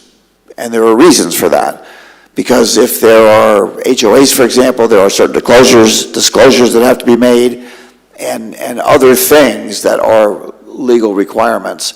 So I do believe, and again, I would defer to attorneys, but that we could, by exception, but using predefined boundaries of neighborhoods and communities, so we're not being subjective, allow an entire community to be notified. Can I give you an example to consider? Okay, and I'll just pick. Good. I'll just pick maybe Whiteview Village or Plantation Bay. What a good one. You got two counties. Okay, but that's a good point. One as well, right? Or we still have a handful of infill communities that are coming. American Village, right? So let's say we start with the 500 feet from American Village, but then we're crossing into two sections of Palm Coast, right? You have the Southern Peas. I'm sorry, I'm not going to know the names of them. No, right. But those are two subdivisions of Palm Coast by the plat, right? So, and then again, I'm not opposed to noticing more people. I'm just concerned about how do we capture all of those. Understood. Right? Good point. And I'm not sure. I certainly don't have that answer for every scenario, because we're not templated. We're not templated in such a way that we are so uniform that you can just do your pins. Correct. Right. I mean, if it was a newer subdivision, that's a little easier. Still, mistakes could be made, but that's easier, right? And the notification is provided by the developer and then checked by the city, right? So now when you are asking for, can we compare take the radius, here's a list, compare a list to a list, that's one thing. But then when it's down to at an individual lot level for expanded area beyond a computer-generated list, that I think we would get into additional resources. Okay. So I'm going with the 500 as a step forward, not necessarily being our end game yet, but I certainly think that it would behoove us to get some legal advice before we went any further than that. I see your point, Jason, and your concern of missing someone and then they come back. Sure. We have a situation, so I agree. Yeah, I think if we can just expand the radius for now and maybe explore other options as we move forward, especially as we look at the comp plan, that's probably the most prudent way to move forward. I agree. I thought we should have put it on Jason's shoulders, but I guess I'm with you guys. Yeah. I appreciate your adding to the consensus. All right, so we have consensus. You have a clear enough direction? Yes, sir. Very good, thank you. Then... Can I just mention? Yes, of course. Waiting for you to pipe in. Thank you.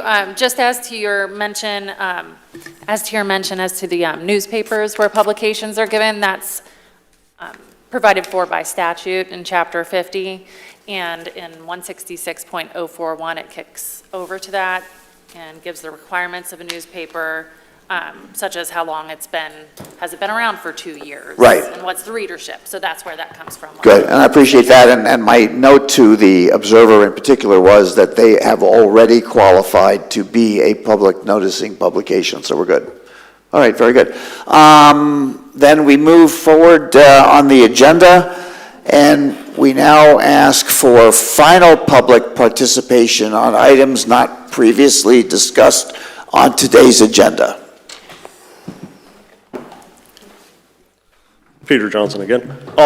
Last thing I wanted to touch on, and you guys kind of briefly touched on it too, and I thought it was an awesome idea. Having recently been to one of the school board meetings, they actually have a student representation on council sit up there, and I happened to notice we have 3 extra seats. So I was just thinking maybe in the future going forward, in order to get better civic engagement at a younger level, we could have a high school representative from potentially both FPC and Matanzas, since there's so many extra seats.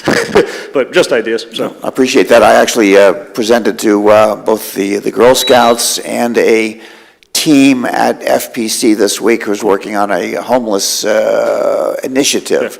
So I think the idea of bringing forward younger folks to share in the vision construction for the future, great, thank you. Thank you very much. Any other members of the public would like to address Mayor City Council at this time? Seeing no one come forward, I will go to City Council members. Vice Mayor? I have nothing. Good. Councilwoman Pontieri. I have nothing. I'd just like to bring it back and request that it be added to the agenda regarding the house color palette, and that the ordinance be changed, updated, expanded. As a workshop item first, I assume, for discussion. That item, yes. I will agree with that. I don't have an objection to that.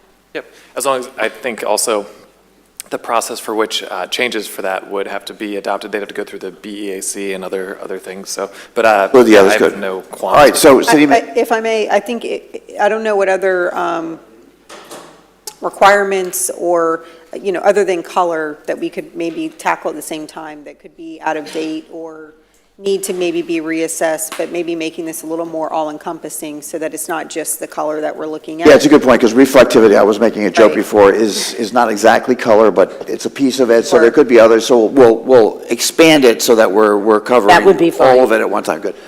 City Manager, you have consensus from City Council to add that to a future agenda. Yes, thank you, Mayor. Very good. And I do have one comment here at the end. I have been approached and been contacted by the federal government, who has asked us to consider participation in the sister city, hold on. Is this another aircraft carrier? I was going to say another warship. It is not. Ah, It is not.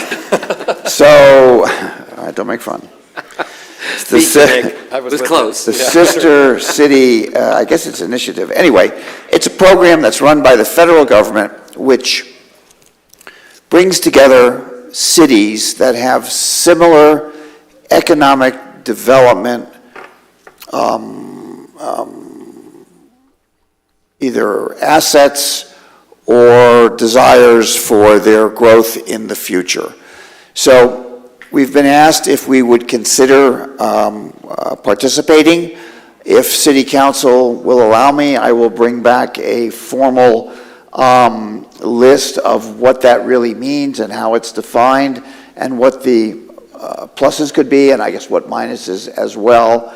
If there's nobody that objects to that, I would bring it forward. Anytime you say federal government, it makes us nervous, but please bring it back. Yeah, I mean, yeah, it's not a new program. It's been in existence for a very long time, but that is, what it does is it brings forward the ambassador from the other country, which is why they're involved, if there should be such an arrangement made. That old Ronald Reagan quote, "I'm from the federal government and I'm here to help." And it may have been under his reign that we got this. I don't know. I'll find out. I will have that answer for you, and I don't know exactly when I'll bring it back, but I'll bring back enough information so that you could consider the possibility correctly. Okay? So thank you. Okay, I'd like to add one yes, more ma'am. comment. I'd just like to share that last evening, I did a presentation for a group of Girl Scouts at Old Kings Elementary School, and the presentation was on democracy, being a good citizen, the Constitution of the United States, and they thoroughly enjoyed the presentation. And this is what I think that us as council members should also be doing, engaging with our young people in the community, letting them know how our city government works. We also discussed that, and these young ladies really enjoyed the presentation, and I look forward to doing the same thing with also other young groups in the community. And I had the... Thank you, and thank you, Mary King, for assisting me with that. She's out there in the audience. And I had the blessing of doing it the week before, and what I did is I created a mock city council. So we elected city council members and a mayor, and we had public comment, and the agenda item was very straightforward. Now, you look at me. The agenda item was, should Taylor Swift be elected president? So I didn't debate the fact that they chose this priority, but let me just share this with you very quickly, because I think, for me, it was eye-opening. So they were all very much in favor, okay? Then we had public comment, where each member of the troop got up to participate, did public comment, actually went to the podium to have public comment. And by the end of the public comment, they had reversed their original view on what they thought it should be. I won't share that with you, that's really their business, but it proved to me that you can engage our future residents, our future decision makers, all that's important to us, in a process which they will dictate and define for the future. But it was mind-boggling and wide-opening for me. It was wonderful. So I would encourage everybody. Hopefully there was no bad blood afterwards. Taylor Swift jokes. I'm curious how many boxes of cookies. No, there were no cookies involved, none whatsoever. It was very, so in the light of sunshine, there were no cookies traded. All right, with that, I would ask if there are no other comments by city council members. Councilor, any final comments? Councilor? No, not from me. Very good. City manager? Nothing, thank you. Very good. Motion to adjourn? I'll make the motion. Second? Second. All right, we are adjourned. Thank you. Good job. Good. Thanks for bringing that up.